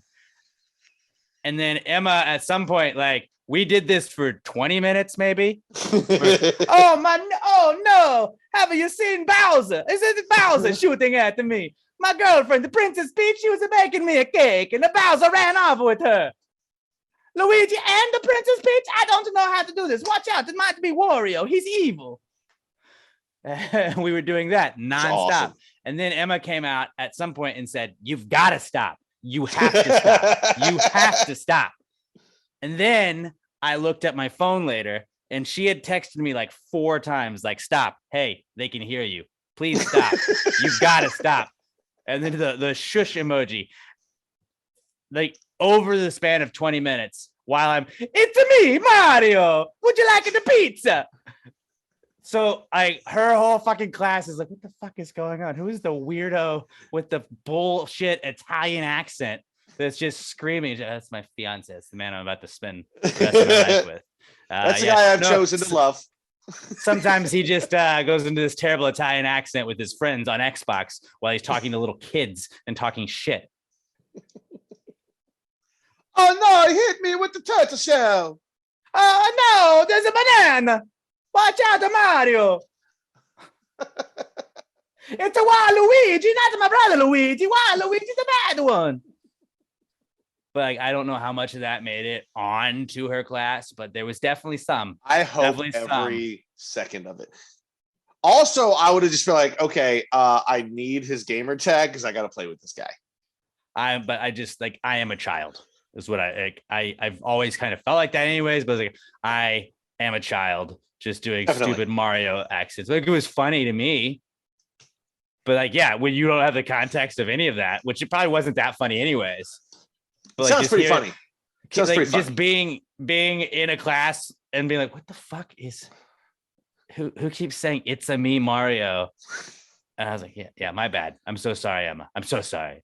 She's forgiven me, but still, I'm a fucking child is really what I wanted to point out. And I can't be trusted around people in learned environments.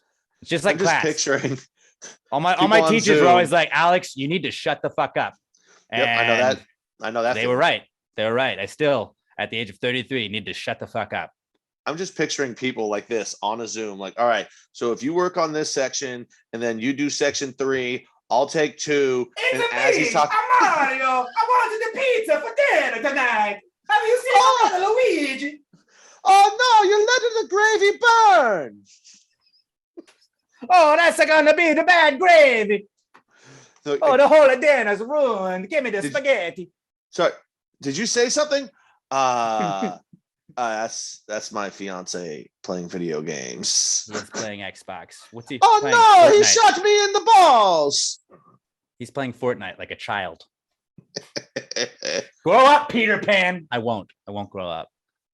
But yeah, so I'm an asshole is really what I wanted to point out. And love you, Ems. Sorry about that. That was my not cool. That's a good one. One. That was That's Emma's the better not one, cool. I think. And it was definitely Emma's not cool, but it was my not cool for doing it. Because then she's got to be like, that's the girl whose fiance just does weird Mario impressions. Fucking loser.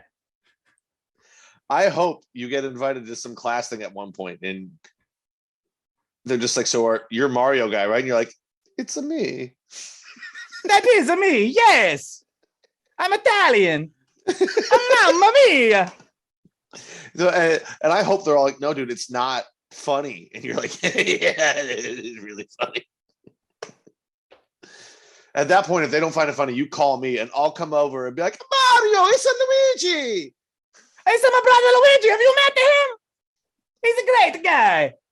Yes, he's a plumber. He's a simple plumber, but he can do many things. Oh, Mama, she'll miss you.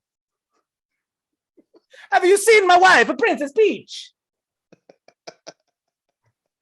He's being a real dick. This is a Bowser guy. I don't like him. He hangs out with the lava too much. The Princess of Peach, she says she goes to bake me a cake. We don't have a kitchen in my big castle, though. Oh my God. I fucking love it. I've been crying for half of this episode. I love it. That was our not cool segment. Hashtag PTG not cool. If you would like to weigh in with yours for the week, we don't get to all of them, but we do try and pick the best ones each week. Moving on, if you'd also like to interact with us, it's the answer segment. Anything you'd like to ask us, you want some relationship advice, just some high thought you had, you got a business idea you want to pitch to the fellas, anything like that, hit us up on Twitter at PassGradePod. Use the hashtag PTG Answers. That's how we'll find them. You can also email them to us, answers@passgravepod.com. And I believe we have an email link at the website, passgravepod.com. But answers@passgravepod.com is also an email way to get to us. We do check Twitter first, so you have a way better chance of getting your question answered if you're hitting us up on Twitter at passgravepod, hashtag PTG Answers. This is the Answers segment. Well, if you just answered the question, why don't you just answer the question? Be honest, no big deal. Yeah, answer the question. Don't change the subject, just answer the fucking question.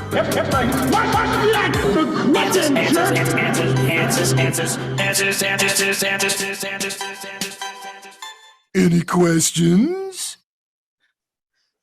Our first question this week comes from our podcast son, Skylar Lester. At OMG, it's Skylar on Twitter. And Skylar says, is anxiety just conspiracy theories about yourself? Ooh. Yes, I think it is. Yes. That's absolutely what it is. Dude, everyone's judging me. Dude, nobody's even looking at you. You look like such a fucking idiot. You look like such a fucking idiot eating by yourself at that table. And it's like, no, you don't. Nobody's like, hey, look at that loser eating by himself. Nobody ever thinks that, but that night when you're just laying in bed, you're like this past week, I was trying to, I had Rod had to get knee surgery. And so he was out for the morning show. I had to kind of run the board, do help run the ship. And I had so much anxiety every single day. I'm going to fuck it up. You're going to fuck it up. You're probably going to fuck it up. You're probably going to fuck it up. You're probably going to fuck it up. It's going to be fucked up, but it's going to be your fault. And everybody's going to hate you and you're going to get fired. And it's like, just do it. You know how to run a board. Just figure it out. Alex. But that's always my whole brain is just like, you fucking suck. And it is a conspiracy theory. Even stuff that you can easily do, it just tells you you're fucking it up. Hasn't it all been fucked up since you guys moved in the new studio anyway? We're figuring it out, but yeah. So at least see, that's the difference between you and me. I'd be like, at least now I can't be exposed for not knowing what I'm doing. I just blame it on the new studio. Well, I thought that, but then it's I gotta figure out how to make it still sound good. So that was part of it. But just like always, like after drinking, always, it's like, fuck, what did I talked to so-and-so? What did I say?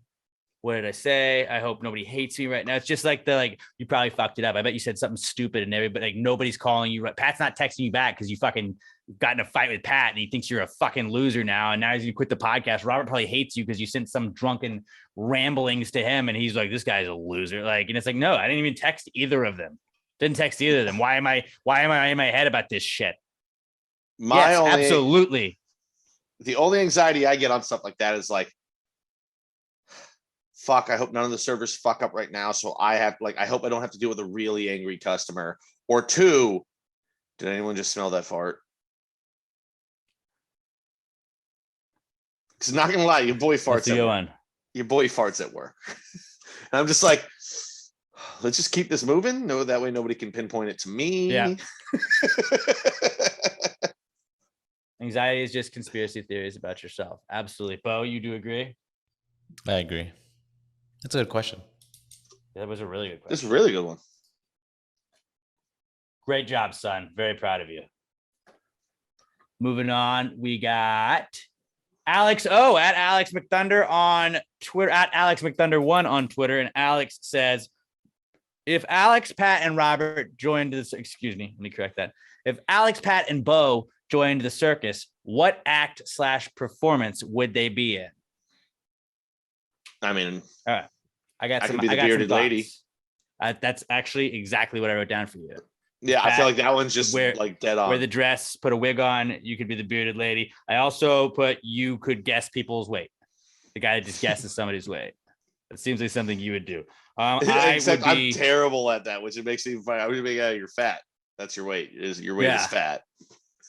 I would be a clown or an unsuccessful like animal trainer, like with the whip, and it's like, nope, I got eaten. I'm dead.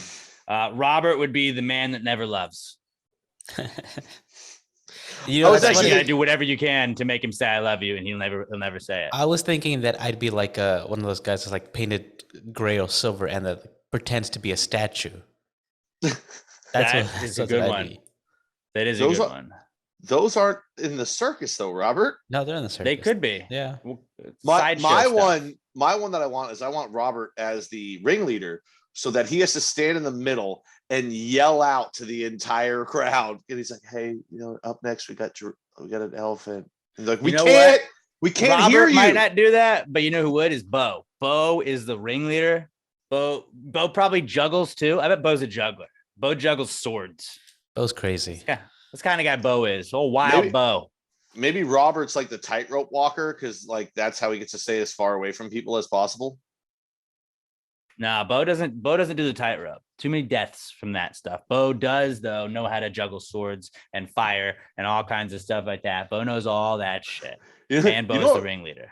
You know what Robert does? I'm still talking about Robert here, not Bo. You know what Robert does at the circus? He's the one that makes sure everything is OSHA compliant. That would be, yeah. Hey, we need to fix this over here. Hey. Hook up the net. We don't have the safety net is not fixed in place. It is not fixed in place. If somebody falls this way, they're just going to fall straight to their death. Somebody give the elephant the peanuts. I'm not going to do it because I don't want to touch it. We need anti-venom for the snake charmers. Anti-venom. Someone give Pat a push-up bra so he can pass as a lady. Yeah, I think that all of those would be acceptable options. But Bo would be the craziest one at the entire circus. I think Alex, you would be the ringleader though. You're the character in the middle. Like you're still like it's a little bit like a clown. Well, you're still dressed up, but you're announcing everything. You're the center of attention. I do like being the center of attention. You guys. And if I'm not the bearded lady, I want to be the elephant trainer because I want to feed him peanuts and pet his sound. Yeah. Or her. That'd be fun. I just want a big buddy. I like animal feed the buddies. Elephant, the circus elephant feed it circus peanuts. Those marshmallowy things. Because it's actually a circus elephant. Mm-hmm. It's a good question, Alex. So I like that one. Okay. Texas Cat Daddy, aka Brandon Davis, at a stream of cream on Twitter says, if chocolate milk or strawberry or vanilla or regular could get you drunk, what percentage alcohol would it be? Pretend you can't taste the alcohol because all of those are delicious and you can only drink so much before you vomit. Okay, well, let's All put right. it this way. Let's put. I did some research. This is my simple research was milk is in White Russians. How much alcohol is in a White Russian? I Googled it. White Russians are, according to Google, 24% ABV alcohol by volume. So I would assume if you had alcoholic milk, it would be about 24% ABV. Well, no, that's not what he's asking, though. He's asking if milk itself got you drunk. So I'm going to put regular milk at the base, 40%. It's like you got whiskey, you got vodka, you got milk. Milk's another thing that just gets you drunk. Regular milk, 40%. Once you start getting into chocolate and vanilla, or I mean chocolate and strawberry and all that shit, those are like flavored vodkas. So those are going to be at 35%, like most flavored vodkas are. Okay. Yeah. Chocolate milk, strawberry milk. Well, also vanilla. I don't know what vanilla milk is, but whatever. Those three, 35%. Vanilla milk is the shit, dude. If you've never had it, it's good. I mean, it's milk. It's white. I don't It accept tastes like flavor. vanilla though. I don't accept flavors that don't change the color of the original. Doesn't make sense to me. I get that. But Why I also don't drink flavored vodka unless it's pink lemonade vodka. But yeah, the flavors 35%, regular milk it's 40%. That's the rules. I'm gonna go back though with my original one. It's just whatever a White Russian is, so 24%. I prefer 2% over. 2% alcohol. You son of a bitch. That's a very Bert fucking thing for you to say. That's a great goddamn joke. Fuck you. Why did I not think of that? God damn it. It's a very Bert thing. Bo wants all the alcohol. He wants that to be jet fuel milk. Bo wants 60% APV or ABV. I mean, it's 2%. Bo's faster than you, bro. But here's the thing, though: 2% isn't going to get you drunk. Bo doesn't want to get drunk. He just wants it for the thrill of it. The question was if He's it got got you stuff to drunk. do. If it got you drunk at 2%, it's not going to get you drunk. Nah, dude. See, even like you would have to drink a gallon of 2% to feel the effects. That would actually be like the best alcohol to have. Then be the best alcohol to have. You couldn't get too drunk without throwing up. It's the worst alcohol to have. But like you're like, I got to be responsible tonight. I can still drink, but like Hey, I can't have too much 2% alcohol milk. I want to drink, but I don't want to feel the effects of it. That's what's the point of drinking then? Just have a Dr. Pepper. It's much better. It tastes better. I guess. I don't know, man. I don't make the rules. So we're all in disagreement on what we're at. 2% is the funniest answer, though, but 2% 40 and 35 is the correct answer. And 24%, I think, is the correct answer. But good question, Brandon. Last question we got. No, we have two more. Excuse me. This was an emailed one in, and I believe this is a first-time emailer, Luis Orozco.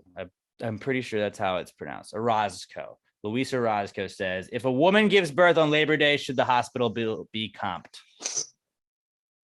Yes. It's her day. Yeah. Like like the hospital bill, like they get you for a lot, but it's like, if you can somehow find a way to have a baby and okay, I'll make the rule has to be like, it can't be forced. Like you can't have induced labor on Labor Day. Like if you gotta give like the natural birth, you can natural birth the baby on Labor Day, bills comped. Or Mother's Day. Mother's Day half off. No, Mother's Day is full. I was gonna say because you're a mom at that point. Mother's Day, it's also comp. Father's Day, it's like 15 to 25% off. Mother's Day is half off. I think Labor Day, it's literally like you're doing it. It is Labor Day. Wow, you're just trying to discount mothers. Okay. No, you get half off. That's a lot. But what about Black Friday though? Oh, what do you think we should? What do you think should happen on Black Friday? It's a 60%. The first 6 Black mothers to have babies on Black Friday get 1,000% in savings, and you get a free hospital gown to take home, and you get to take any of the TVs in the hospital. Or I was going to say maybe if it's Black Friday, decreases as the day goes. If it's Black Friday, you get a free 70-inch TV. Free 70-inch TV to the first 2 moms to have babies, and then they get their bill comped. and then it's like 70% off for the next 3, and then the next 10 it's 25% off, and then it goes down until it's like eventually you just don't get a discount. So If it's your doorbuster baby deals. is born the day the Astros win a World Series, you get all your furniture Free galley for free. furniture. Yeah. If That's absolutely. if your baby's would born be on the a day Mattress that Mac giveaway. your baby's born on the day the Astros clinch the World Series, Mattress Mac buys you a crib. You And won't by have that to he deal with means any house. back order slips.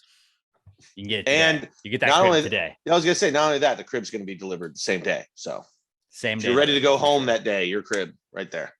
Exactly. So yeah, I think Labor Day free, absolutely. It's like it's got to be a natural birth, not knocking people that can't have like C-section. That's like you get a partial discount. Okay. Well, no. Well, I wouldn't say natural birth. I'd say you cannot induce labor. If you go into birth and there's complications, you have to have the C-section. That's fine. But like, but you don't have get to all of a full. sudden You don't get full You're what? discount Why are you? if they have to have a Why C-section. are you hating on women? I'm not trying to hate on women. I'm trying to think of the hospital's perspective, because as a hospital, all they're doing is trying to fuck you. You know how they work. Well, They that try already like, happened. well, That's why you're in we're the gonna hospital. nickel and giving dime birth. you over here. Hey yo, You already got you fucked. fucks to get there. They fuck you when you get there. It's the last fuck you're gonna Um, have for a little while after having a baby. You got to heal, you know. Natural birth, absolutely free. And then 75% for other births that are not induced. I just Black think Friday was a good one. Labor, just labor. We got doorbuster savings at this hospital. Come on down. If you're the first mom to have a baby on Black Friday, it's 95% off and you get a free TV. I'll tell you, that baby's about to be a doorbuster. Ew. Hey, yo, he's going to bust open your doors, toots. Yeah. All right, I'm going to shut up. That was bad. But whatever. No, that's great. No, hey, that was a good love that question. We're calling the vagina. It's a door now. Luis, I love that you you sent that And one knock, in. knock, That was, open up.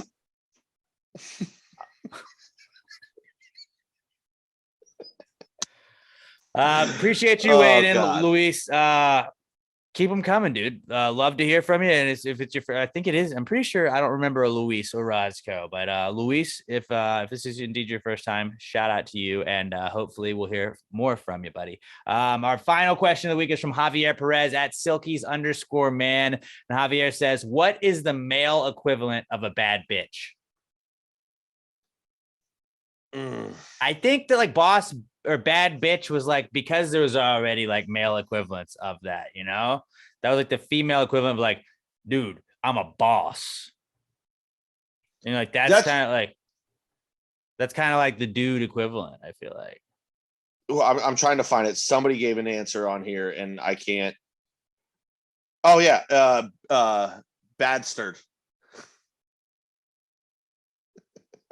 A what? A bastard? A badstard. That one made me, or actually, no. Here was the one that Brandon Whitehead. Bad motherfucker. Bad That's a motherfucker. bad. I like that. It's Yep, bad go with that. motherfucker. Bad And he motherfucker. also, of course, he sent that with a picture of Samuel L. Jackson from Pulp Fiction. Which one's yours? It's the one that says bad motherfucker on it. That's the answer. It's bad motherfucker. That's Bad the motherfucker. male equivalent of bad bitch. Can't That's top the that. one. That's it. That's the tweet. That's the That's tweet. it. That is the tweet. That was a really fun round of answers questions, guys. Keep ones like that coming. You guys are the best. At Pass Gray Pod on Twitter. We are at Alex J. Middleton. Pat's at Not Pat Dion. Robert is at Robert Barbosa 03. We are also those handles on Instagram as well. So make sure you follow us on both of those. Please give us the podcast a 5-star review on iTunes, Spotify, iHeartRadio, wherever you listen to podcasts. Share us with a friend. That would mean the world to us. That's how, you know, the more people that listen, the higher up we show up in those rankings. And who knows, maybe we can make a little bit more money on this, and then we can do a couple of podcasts a week. I don't know where we go with this, but you guys are the best. We really appreciate you, Gravy Gang, listening to us and sharing us with friends and interacting with us. And I love it when we hear from you guys. And hopefully we're going to get to do this Nanner and Glizzy challenge sooner rather than later. Blow up the Sugarland Amen. Skeeters or the Sugarland Space Cowboys Twitter accounts. Let them know they need to let the Gravy Gang be a part of that. And you guys are the best. Anybody got anything else? Robert, Bo, get better. Bert. Beat that COVID down. For Alex, Pat, and Bo, have a great rest of your week. Be good to one another, and pass the gravy. You bitches. She hit the floor. Shorty got low. Dino know that she hit the floor. Shorty got low.